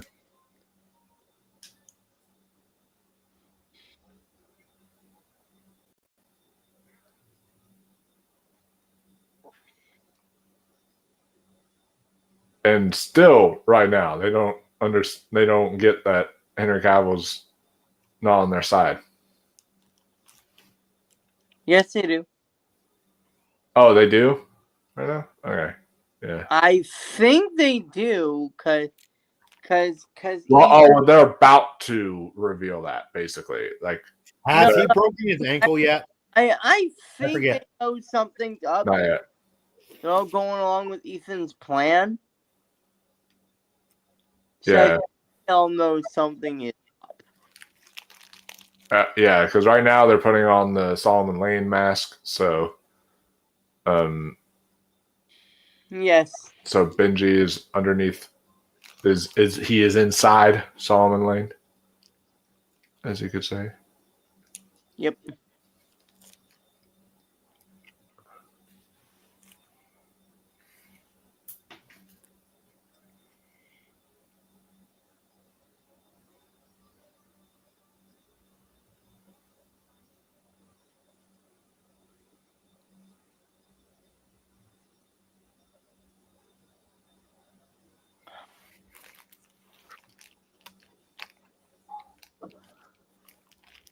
Oh, that's a nice knife. Yep.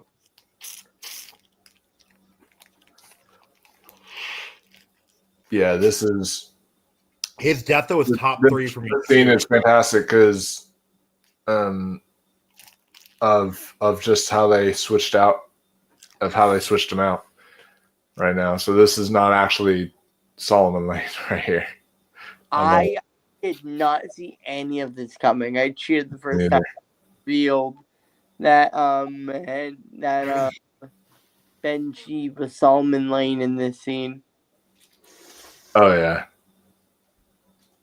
And it's like interesting because they made it look like it should have been obvious because Benji puts on the Solomon Lane mask and then they cut to the next scene and you're like, oh, like realistically in your mind you should think like, oh, then they probably switched out the two people, but like your mind doesn't go there immediately. You still think this is the real Solomon Lane, and then it just like shocks you. They find a way to do that though.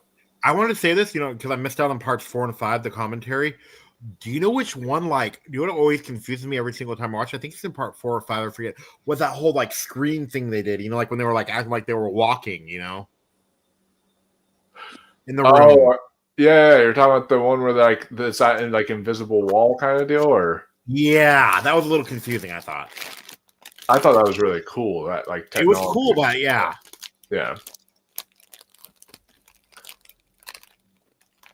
Hey, you mentioned my favorite holiday, Halloween.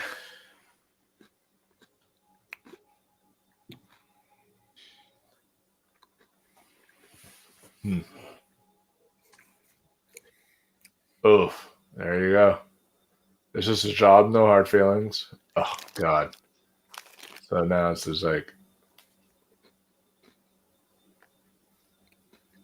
I compare that to a teacher thing. Do you know why? why? Like how if a kid's bullying another kid, Well, and well, they kept saying, like, down the he's gun. bullying me, he's bullying me, and then the teacher stands behind and sees and catches him. Yeah. I can see it.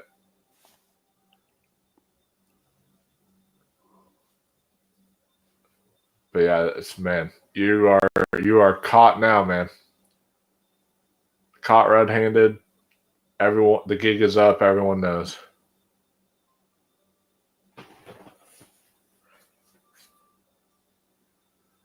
But except for like Mission Impossible, of course, like what else are you guys excited for this summer? Because I'm excited for that football movie coming out because I've never seen a football horror movie. Yeah, I've never seen a sports horror movie in general. Well, that's what I mean. I mean sports. Yeah, Malcolm actually looked it up, and guess what? Though, what he says on IMDb, there's only 13 entries, and he says but all of them are debatable because like the sports isn't really the focus. They're like in Christine, they have that listed under sports horror. No, that's not sports horror.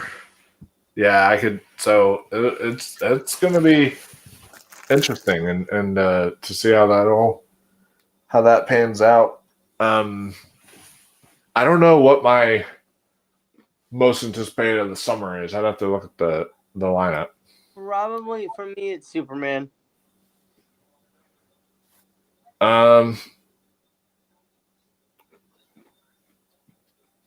Yeah, I'd have to think because I am excited for Superman. I'm also really excited for Jurassic World Rebirth. Are you excited for Fantastic Four? Moderately. I'm not like dying to see it, but I'll be there. I'll see it. But I'm not like. But I would think it looks pretty good though. Yeah.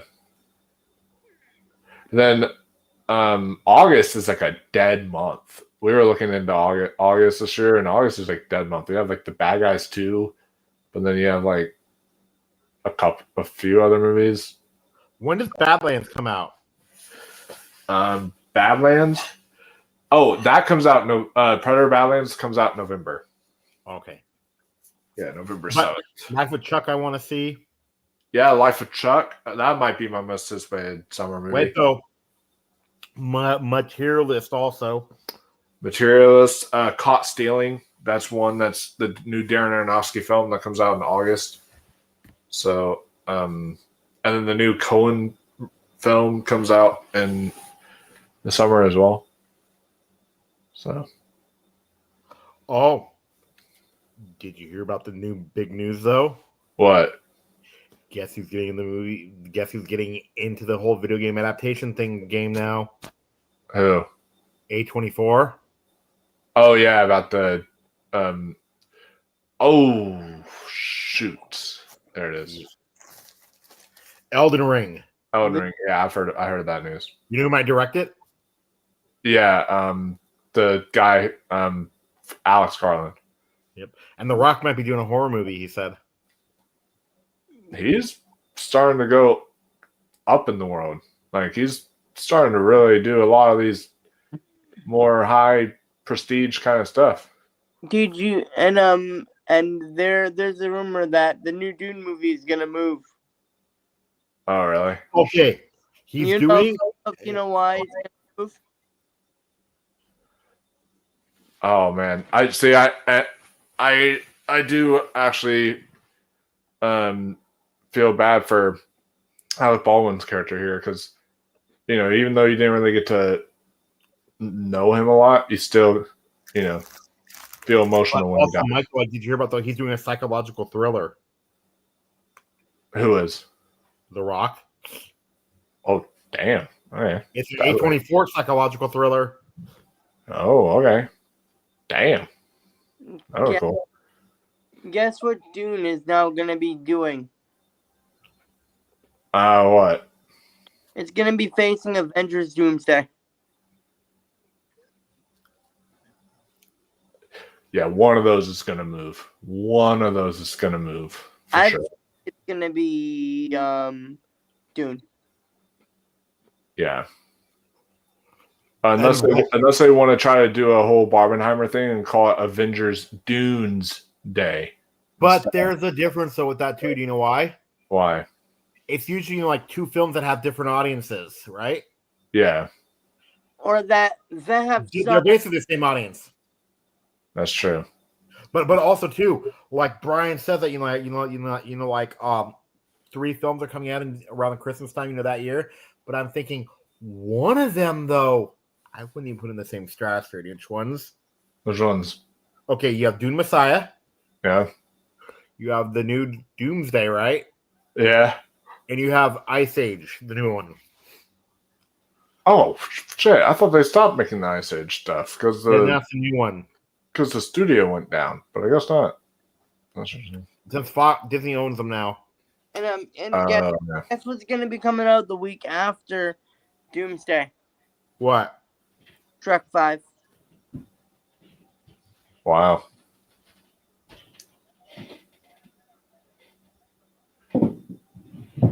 Oh shit! He's caught from every corner. There's no escaping this man. And right now, a Scientologist is inside of a Catholic church, and he's running away from the Catholic church. There's just some stuff there that's just kind of funny. Oh my god, I never saw it like that.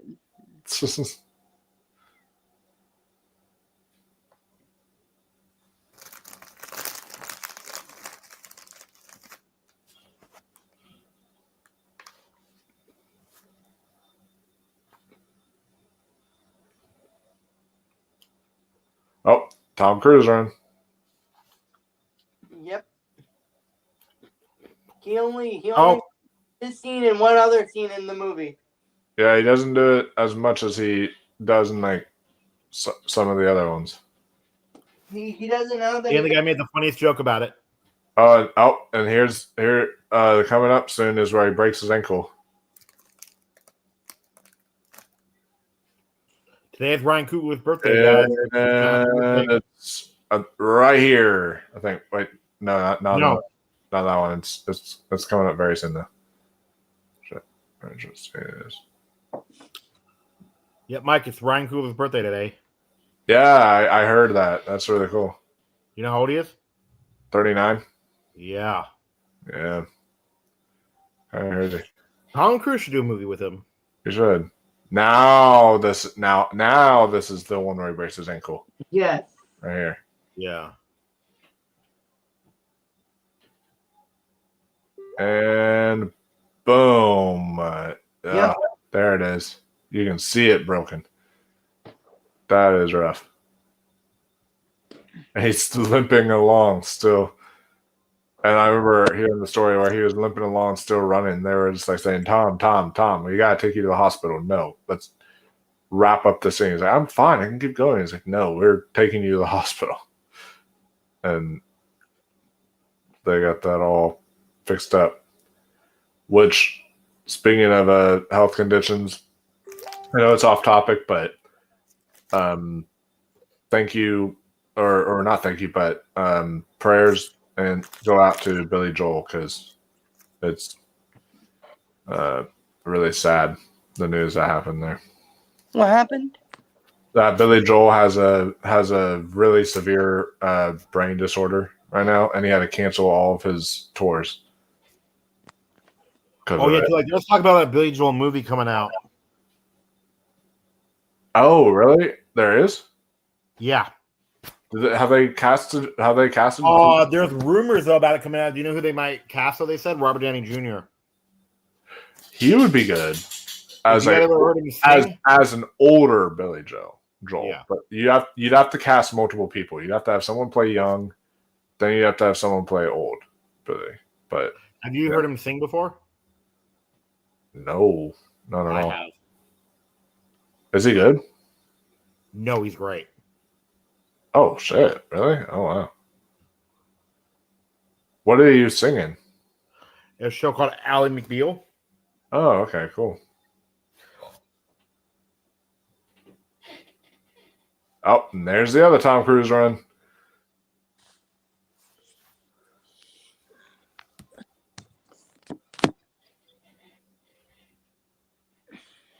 I'll play you guys like a few seconds of it, okay, so you can hear his voice, okay? Okay. Yeah, like maybe 5 seconds, because. Right. Oh, great. Okay. Yeah. Isn't he good? He is. Hard Yeah. hard to believe we are under an hour left. All the Mission Impossible movies are actually pretty fast moving. Yeah, they are. The second one honestly feels kind of slow as you watch it a little bit, but because you get to the end and you're like, there's like 3 or 4 different endings, like climactic endings for that movie. But the rest of the Mission Impossible movies all feel much quicker than they are. If we were to rank all the main villains, you know who'd be that guy would be last in the one in Mission Impossible 2. But oh shoot, putting his ex-wife into the scenario. Yep. Also, too, because and the term villain is subjective too. Do you know why? Elsa Faust started out as a villain, so would we put her on the list too? Yeah. I mean, but I guess because she didn't stay a villain, it was.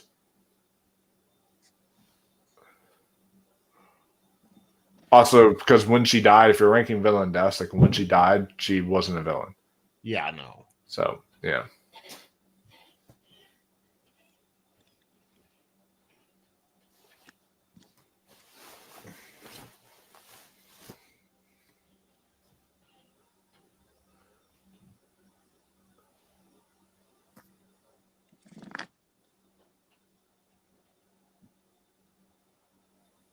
Oh, you can make that, Tom. You do your own stunts all the time. You can just leap and probably make that. Do you know who I think is actually a better stunt person? For actors doing their own stunts is Jackie Chan, huh? Oh yeah. I mean, he's always going to be the king. And then it's then Tom's like close, but I just think it's sad that we're going to be getting a stunts category at the Oscars not next year because it's like it would have been perfect for next year since we have both a John Wick and a Mission Impossible movie out in the same year. Are you excited about it though? With him in the Karate Kid movie. Yeah. Which that one probably is going to have great stunts too. And that movie though, the length though kind of has me worried though that. Oh, really? How long is it? 95 minutes. Oh, 95. Oh, that's nice, easy breezy. But for a Karate Kid movie, I think it should be the first one's 2 hours, so. Yeah. But I don't think it needs to be 2 hours, but maybe like an hour 45. I could see something like that. Wait, I think the action's like an hour 55, but oh yeah, but Andrew, do you go see Karate Kid Legends or no? I may see that. It's weird though, because there's You still got to see Final Destination Bloodlines. I may see Andrew? Andrew, yeah, he's still got to see that soon. Hey, but also too about it though, about Karate Kid Legends, it's weird though. Do you know why? There's no critics reviews for it, right? Yeah. But it's already out of Mexico. Interesting. Yeah, because that's really interesting. I mean, foreign markets sometimes get movies for we do, but you still think at least some international critics would have. Or else too, they usually invite them, to a press screening around the same time in the US, Yeah.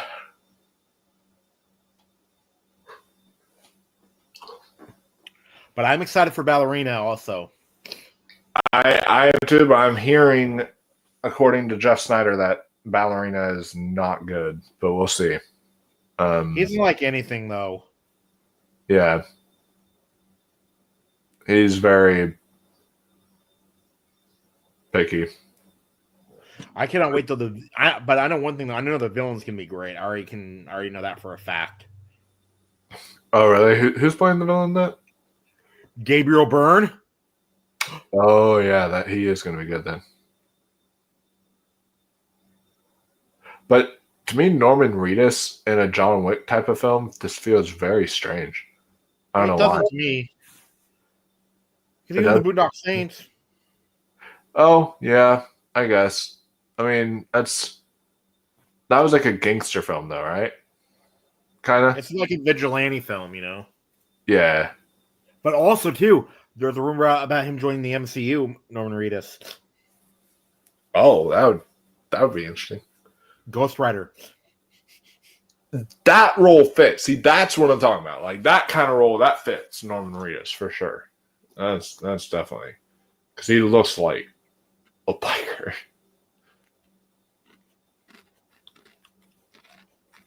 Oh, I love their chemistry. Mm-hmm.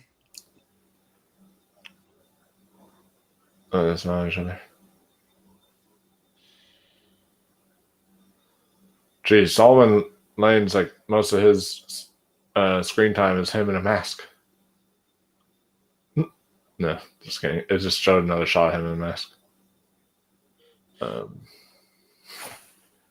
Hey, Mike, let's take a bet. You know, like a hidden one, though. Okay, do you know what it is, though? What? Over under a month, we'll be able to find Final Reckoning. Oh, in or over a month, we'll be able to find it. Like how we can find, Final Destination Bloodlines right now. Oh yeah. Oh, over. I mean, it's going to be like not even in a month. It's going to be less than a month. So,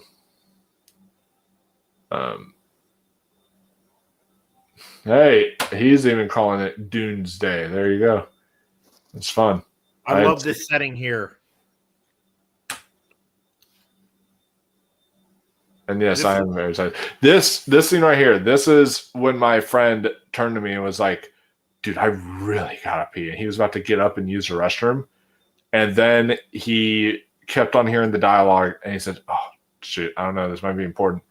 And then he decides to sit down and watch the whole scene and then the whole rest of the movie through. And he was like, oh my God, I'm so glad I didn't get up. Because he was like, I would have been so lost if I would have left and everything. Because it's just because of how much it forces you to pay attention. And I love that because a lot of times modern day blockbusters and like action movies, especially, are just like, oh, look at this, boom, boom, boom, boom, boom, boom, shoot, shoot, shoot, and, you know, that kind of thing.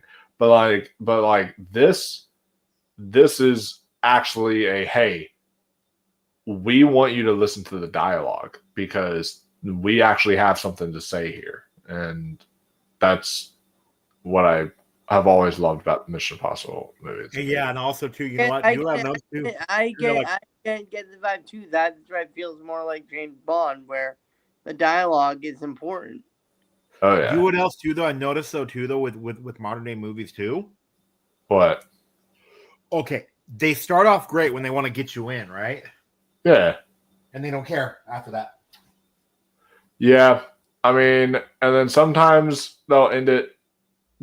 Sometimes there's cases where they'll end it good, but then, you know, But sometimes that middle hour, though, right? Yeah. The middle hour is the hardest spot to fill. Oh, so he actually says it's already on sites like that, on sites like F Movies and such, but yeah, I want to talk about that too, because like, you know, like you know what the term like telesync is, right? You know, like where somebody like films it inside the theater, but it's from the projection room, right? Yeah. Kraken Legends is already there. That's insane.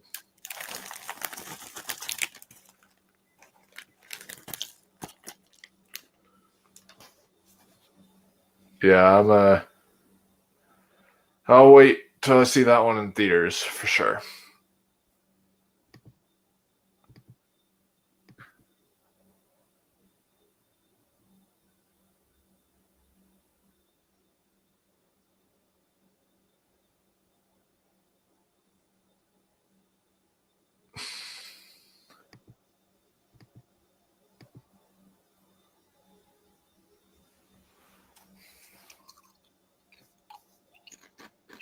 That's like maybe the least cool car Ethan Hunt's ever been in. Hey, Looking at it right now because of how but muddy, you got me though. You like dirty. how Regal won the popcorn wars for Mission Impossible, right? Did Regal get any Thunderbolts ones or no?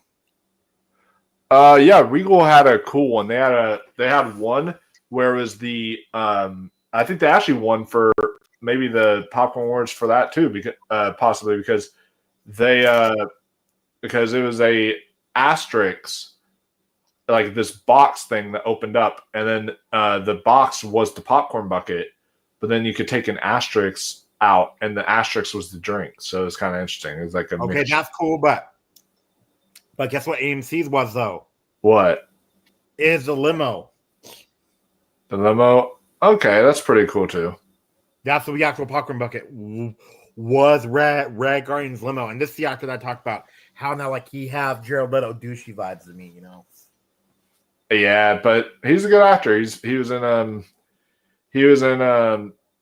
Hunger Games. He was in Interstellar. He's a good actor. I actually had him as a fan cast for a Superman down the road. I think he would have been. But he's too old now, huh? Good casting. Yeah. I mean, that was back before Henry Cavill was cast. I was like, hey, you get this guy. But But have you guys seen the new Hunger Games cast that's coming out? Yeah, I've been paying attention to that. That's a really good cast so far. There's Michelle Monaghan. There were 3 perfect castings, though. Do you know who? Who? Ray Fiennes is playing, Snow. Yeah. Oh yeah, that is perfect. And Kieran Culkin is playing the Stanley Tucci part. That'd be fun. And then Jesse Plemons is playing the Philip Seymour Hoffman part. Wow. Yeah, that's gonna be perfect.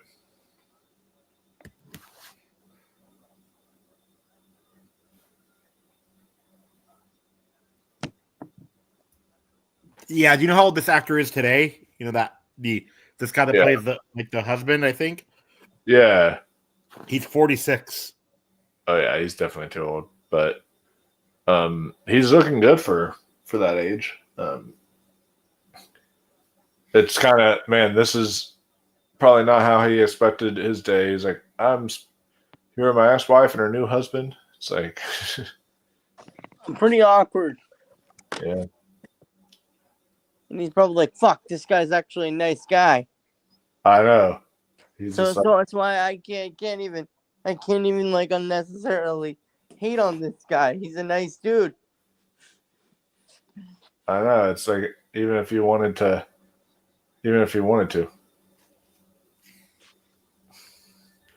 Yep. And then that's the thing is he can never have a proper relationship in any of these movies because he's going to have to keep on running away from the person constantly to go take care of the mission. That is why he belongs with Ilsa. But then he still can end up with Elsa, and that makes sense to me because, he could actually work with him. Yeah, but then what's going to happen? They're just going to keep on doing that. They're not going to have a life together. They're just going to keep on running. At least, to do the mission. But at least he would have a partner. Yeah. But it's not really together though. It's together, but it's not. Like they won't have time to go on dates. They won't have time to do this and that. It's like it's like really kind of ish. relationship, but not much.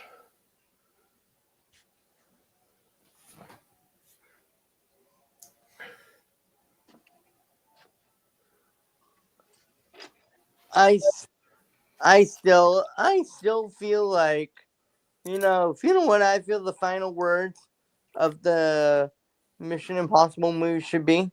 What? Your mission, should you choose to accept it? I don't accept. That would be funny because it always asks them, should you choose? So it's like it gives you the option. So you're just like, okay, well, what if I choose not to? Yeah. Yes. That would be, I feel, a really good, really fun ending for Ethan. I feel. I would love a parody spoof movie, right? But you do it in the vein of like looking like Mission Impossible. Like if they're ending the Mission Impossible franchise, and if Naked Gun's a success, then you can do another spoof movie, but like Mission Impossible.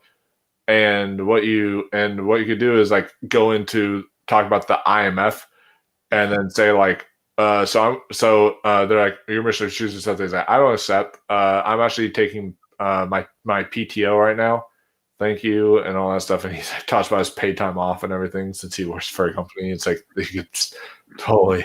I kind of feel like if Mike Myers ever made an Austin Powers 4, they could also have fun with Mission Impossible. Yeah. Cause it's very much in the same vein as a James Bond kind of like a thing. Yeah.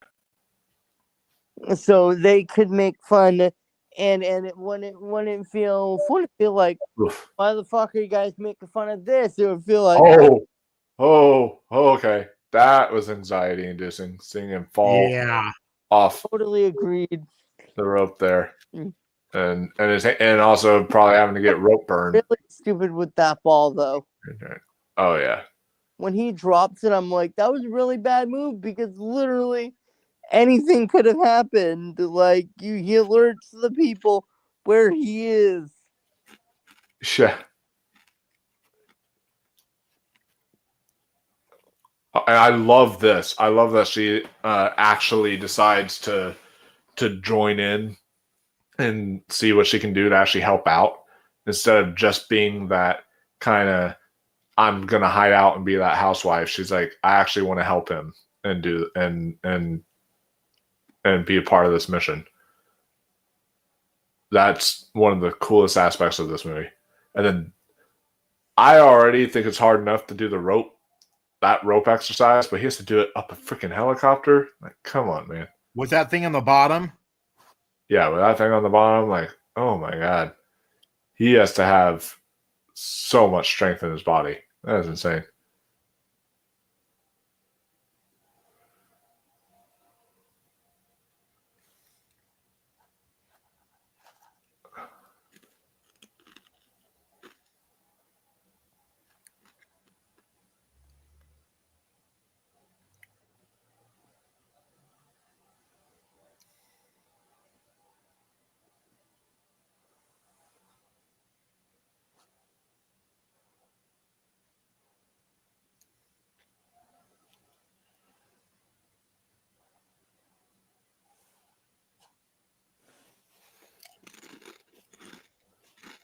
Uh-oh.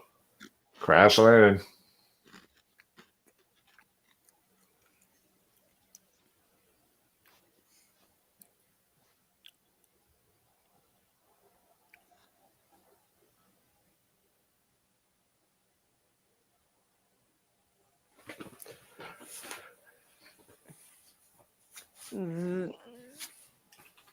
He probably, some of his abilities when he did this for Top Gun Maverick. Probably. Yeah, because, I mean, he had to learn to fly a helicopter for this movie, and then he had to learn to fly a jet for Top Gun Maverick. I love that interesting theory, though, about Top Gun Maverick. I love that one. Which theory? About him dying? How is that a theory? Okay. remember, like like the last act is all he died. Remember, like when he crashes. Well, wouldn't the girl die too? They were both flying in the plane together. No. This was before that. Remember, like, okay, like when like him and Goose meet up again, Rooster meet up again. So, and that like what? Goose is just hallucinating him or something? Yes. Okay. Or maybe like like he's actually like hallucinating Goose, because remember, Goose never crashed really. I mean, he did, but remember, like when the screen goes to black for that second, remember? Yeah. Yeah. And then they go off and they find that F-14, whatever is there, and then like ends with them going up into the sky. Yeah, I don't know. I don't feel like that's No. I just mean it's an interesting theory, though, huh? Yeah, it is, but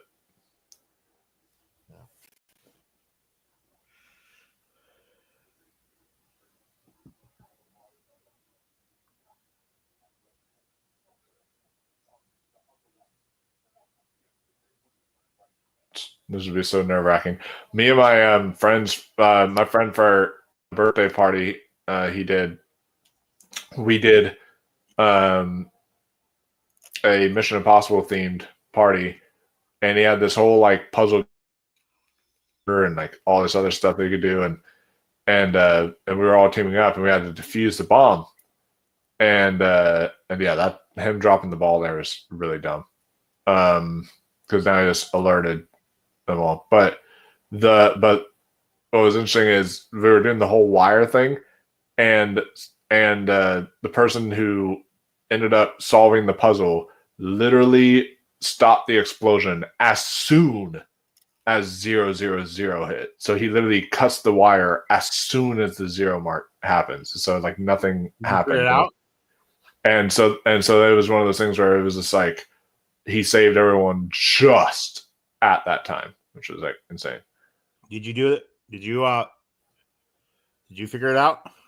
Well, we were all like, he was in a separate room trying to figure out. We were trying to like coach him through it, and then trying to tell him what wires to cut, trying to tell him this and that and everything, just so he could try to solve it, because he was in a separate rooms on another computer, and we were doing it that way, and we managed to pull it off, which was really, but barely, which was really cool.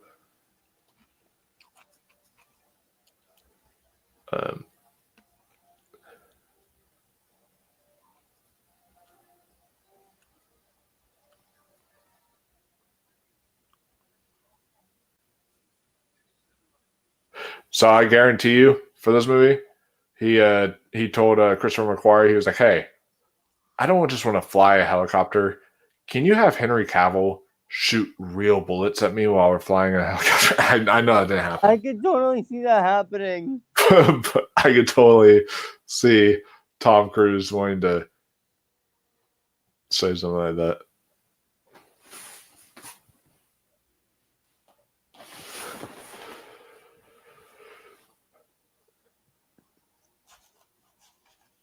Some movies he did some like uncredited writing work, and a few of them I wouldn't want my name on there either. Who? Which one, Christopher McQuarrie? Yeah. I know he did The Mummy, apparently. No, Batman and Robin, he actually did uncredited writing work on. Oh, wow. And then Ghost Ship. God.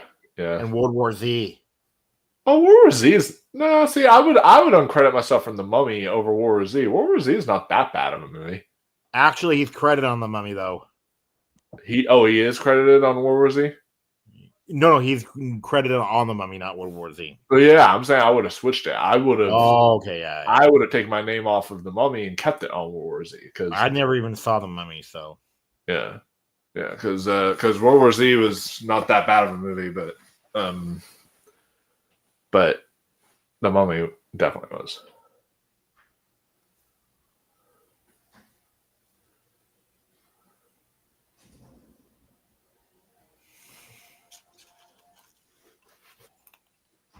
Uh-oh. X-ray radiation.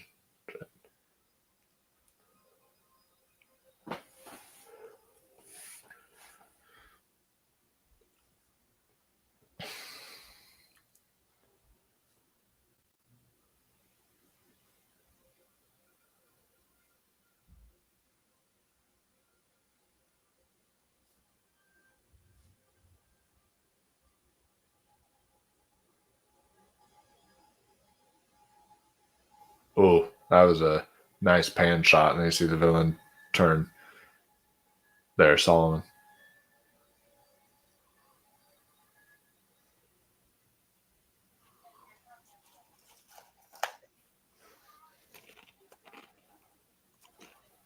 Oh, jeez. Is that any way to treat a woman? I don't think so.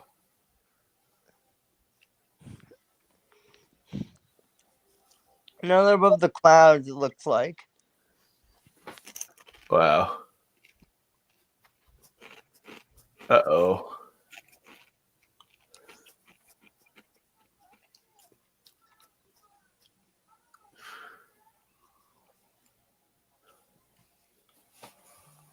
Oh, that's what's down there, is him flying right into your helicopter.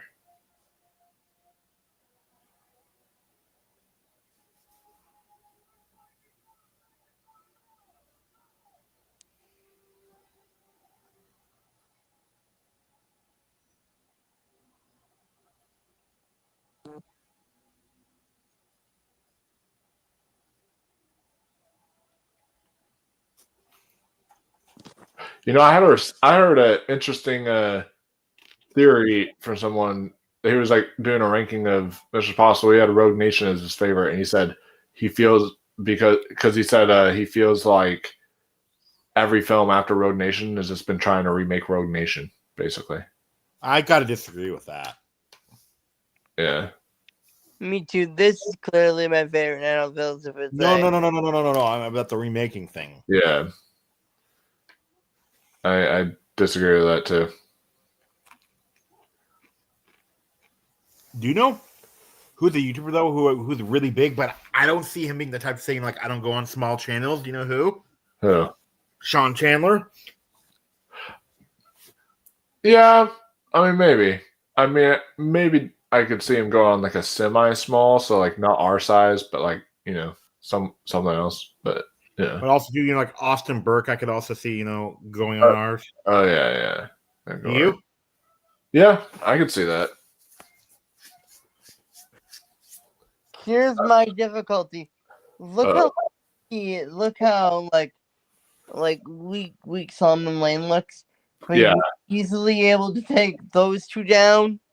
I mean, to be fair, I do understand why he can take down Benji, just because Benji's not really that heavily combat trained. He's always been like the IT tech guy, but it is kind of shocking that he was able to get Elsa wrapped up and everything in a chair and all that. But because also but do you want to make it even more or less believable? Like if he could take down Luther. Oh yeah. I mean, Luther, you don't see him do combat either in these movies, but he's a bigger guy, I guess. So,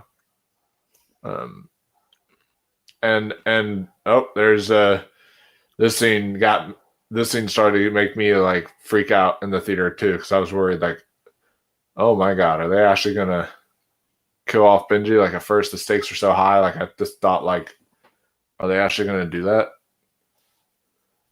And Benji's been in so many life or death situations because before this he had a bomb strapped to him. Now he's getting hung, and then it's like he almost blows up in Dead Reckoning. Like it's kind of insane. Yeah, I just looked it up, and Ving Rhames can actually bench press over 300 pounds. So, holy shit! Yeah, that he's 6 feet 220. That makes sense. Damn. I'm still taller than Ving Rhames, though. Oh, that shot definitely see like those helicopters falling. It's not necessarily bad CGI, but you can see at least in the midair part that they use CGI. And then every movie is CGI for something. Oh yeah, but like that whole crash here, they probably had the actual interior be CGI, but then just spun Tom Cruise around in a machine. Yeah. Like through a lot of it. Oh, there you go. The position any guy wants to be in. Hey. Hey, Mike, I remember I forgot to tell you about this. Guess what? Cut it. Oh, nice. That was smart. What? Last year, when we went to the fan convention, Yeah. there was another psych actor there too. I found out. Really? Lou Diamond Phillips. Oh yeah, he wasn't a psych. As like he was a guest star, I think, Mm-hmm. on one of the episodes. Yeah, right about that.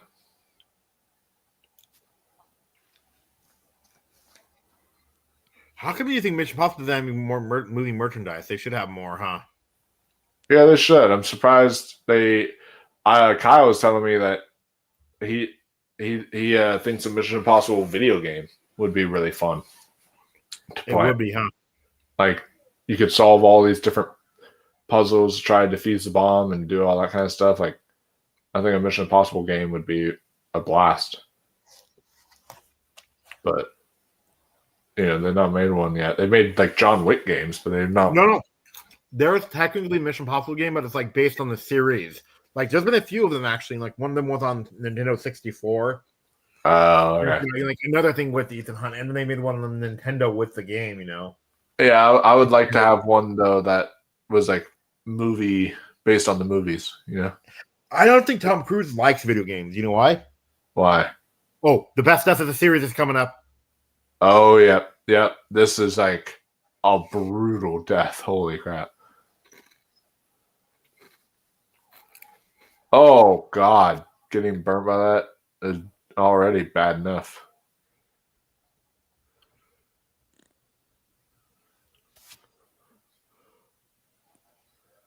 Oh, God. This thing is so anxiety-inducing. Almost reminds me a little bit of the train sequence in Dead Reckoning where it's like hanging there.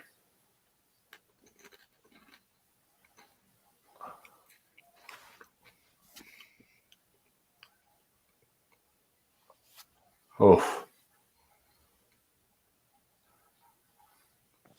Damn. So close. These aspect ratio changes are crazy because you can see where it's like where there was IMAX aspect ratios and then non-IMAX. Yep. I remember, like the movie The Five Bloods literally had like 4 or 5 aspect ratio changes. Oh yeah, remember that? That was kind of jarring.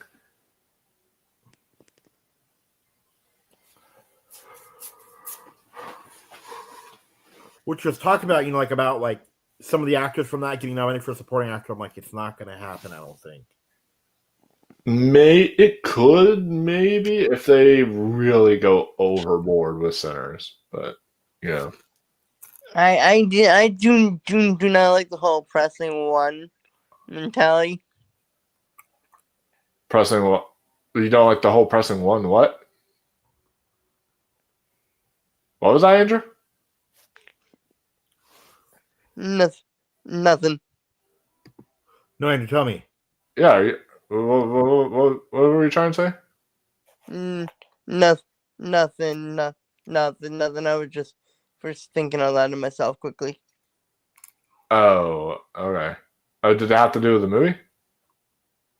No. I'm just thinking out loud quickly. I'm sorry. But what's the pressing one though? Because it's a bomb, so that was a good that makeup effect on Henry Cavill.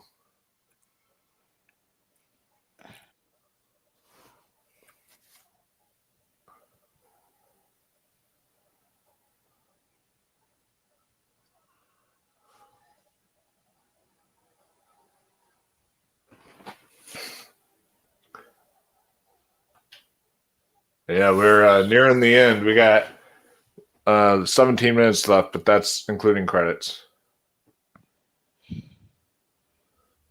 So it's more like 10 minutes. 10 minutes or less, depending upon how some of these credits go. That's just true. like I want to rant about sometimes credits. Okay, can I please, Mike? Is it about Disney Plus credits? Because yeah, they suck. That's what I was gonna say. Yeah. It's because like something say, okay, 45 minutes. I'll say no. It's probably around 35 to 38 minute episodes. yeah, just because of like that's how I was with Andor. It's like mom would be like, "Oh, we have time to watch this episode." I was like, "Yeah, we have time because of Credit. because of how much a Disney Plus episode actually is." Oh god, I thought I was going faster. To quote Princess Bride, 'cause this side kind of reminds me a little bit of Princess Bride. Oh, absolutely agree. 5, 6, and 7 are God tier.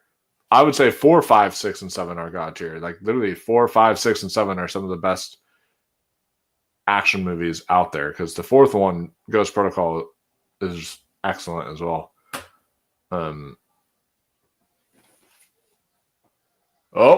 Oh God, that's brutal. If we're doing though, okay, if we're me doing and my friend turned to each other. We were like, he dead. It's just like me and my dad said that after he watched Mission Impossible 3 with Philip Seymour Hoffman.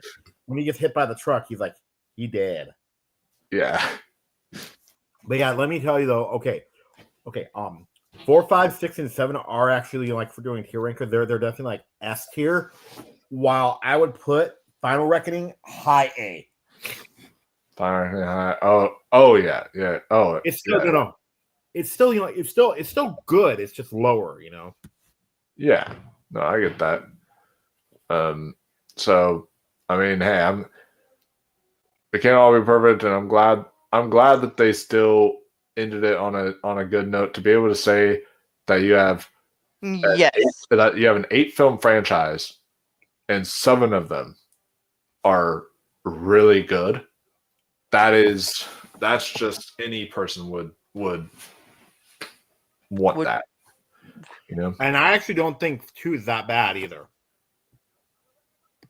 Yeah. And two and like even though we hate it, 2 as a movie, it's not like one of the worst movies ever made. No. Here it is. Oh, cutting it right at 1. There we go. I love that how as soon as they cut it, it just goes to white and it almost makes it look like an explosion. Then the way he's looking out there at the sunlight. It wasn't until now that I realized. It wasn't until I rewatched it that I realized there was no explosion.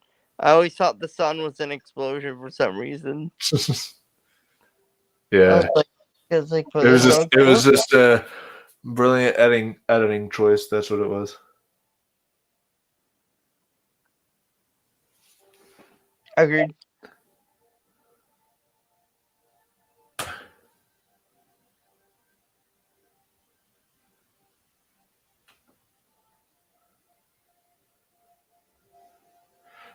And then he says 4 is good, but I didn't love it. I understand that. It might be, man, it's gonna be hard ranking this franchise because 4 might be my second favorite, but I got to rewatch Dead Reckoning again. So okay, mine probably goes 6, 5, Dead Reckoning. I mean, Final Reckoning. 7, 3, 7, 3, 5, 1, 2. I think, yeah. Okay. I like, yeah. But, oh yeah. And it's weird that 1 so low because we were just watching. Everybody really enjoyed it. But when you have a franchise this good, oh yeah, yeah, just like the Final Destination. Yeah, it's like now that can say they have 5 really good movies, and 1 bad one. So, do you think there's gonna be more Final Destinations? Oh, yeah. It would be idiotic to not, because it's the highest grossing horror movie, I think. Center, not yet, but it's one of the highest grossing horror movies of the year, and definitely like the highest grossing of the franchise for sure. Definitely. And I have my own idea for a Final Destination movie though too.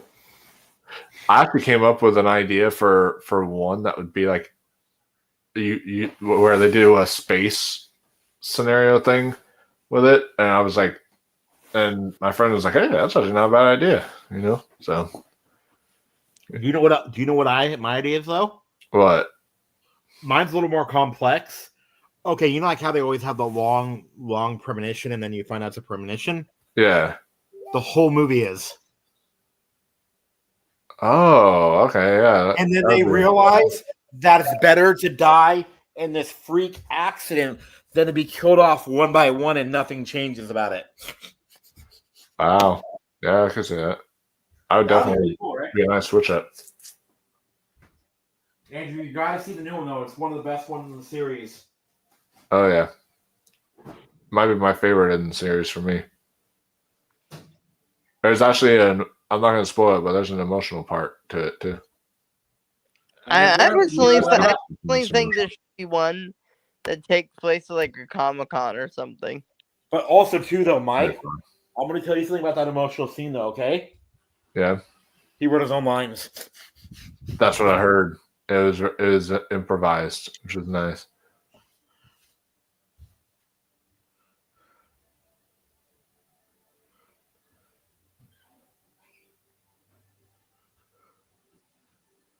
Oh, she kisses him on the head. Still like we may not be together, but we're always going to have that, respect for one another, The only problem though I have with 4 is lack of Luther, huh? You have a what? The only problem I have with 4 is lack of Luther. Yeah, that's true. Because Luther isn't in there enough, and I love that character. And I understand he was shooting Piranha 3D at the same time, but and also too, he said it was for budget reasons too. Yeah.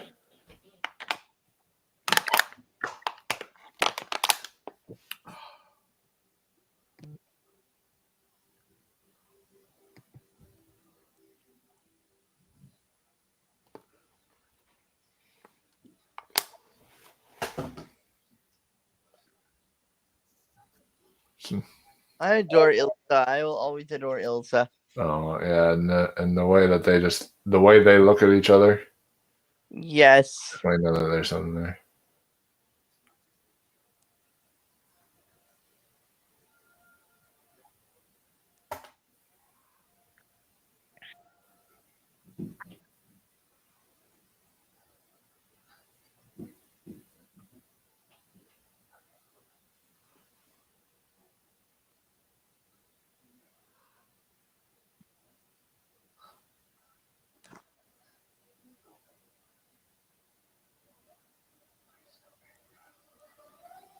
Oh, that's great.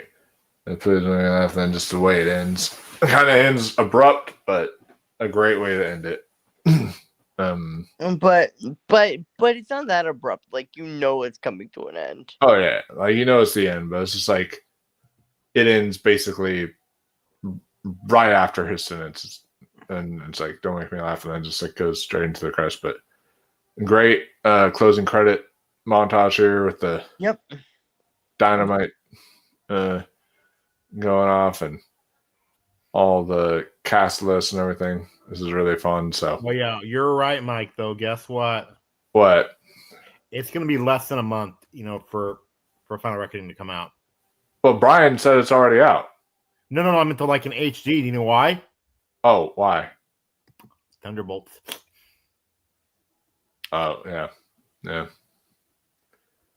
I mean, that's the thing is a lot of these movies will have 3 weeks and then they'll be released online in some markets, which is just like really dumb. But yeah, so that is Mission Impossible Fallout, guys. The best otherwise known as the best of the series. Still to this day, even after this watch along, it's still the best of the series. I'll be seeing the new one this weekend though, and letting you guys know what I think of it. Oh my! If that changes, but yeah, I already saw it. last night, so it was good. Yeah, so I'm excited, but we will be finishing out this commentary series for you guys, whether tomorrow or Sunday, but we'll definitely be finishing out for you guys and doing that for Dead Reckoning, and then we will be coming back here in the week to give you guys our review for Final Reckoning. So that should be a good time. And then as far as other stuff coming up on the channel, I'm doing From the Vault episode 1 on Memorial Day, which will be a deep dive discussion on Come and See. So that should be interesting to come and see that, guys. And then as far as other stuff, we got Austin and I's drinking game this Saturday night at like 9 or 10, somewhere around there. But it's gonna be the Final Destination, so the 4th one. We're gonna be watching that one and doing a drinking game of that. So that should be a lot of fun. So look out for that. And yeah, you know, with June coming up, there's a lot of exciting content in June that we cannot wait to do for you. 2 birthdays. We got Andrew's birthday and Ross's birthday, and we have exciting plans for both. So y'all can definitely stay tuned for that, as well as other exciting plans throughout June. So yeah, I will see you all in the next one. Do y'all have any closing thoughts, guys? Just love this movie. You know, great franchise altogether. So yeah. Yeah, great. One of the best franchises. Oh yeah. Well, we will see you all in the next one. Until next time, stay classy, my friends, and keep on watching those movies.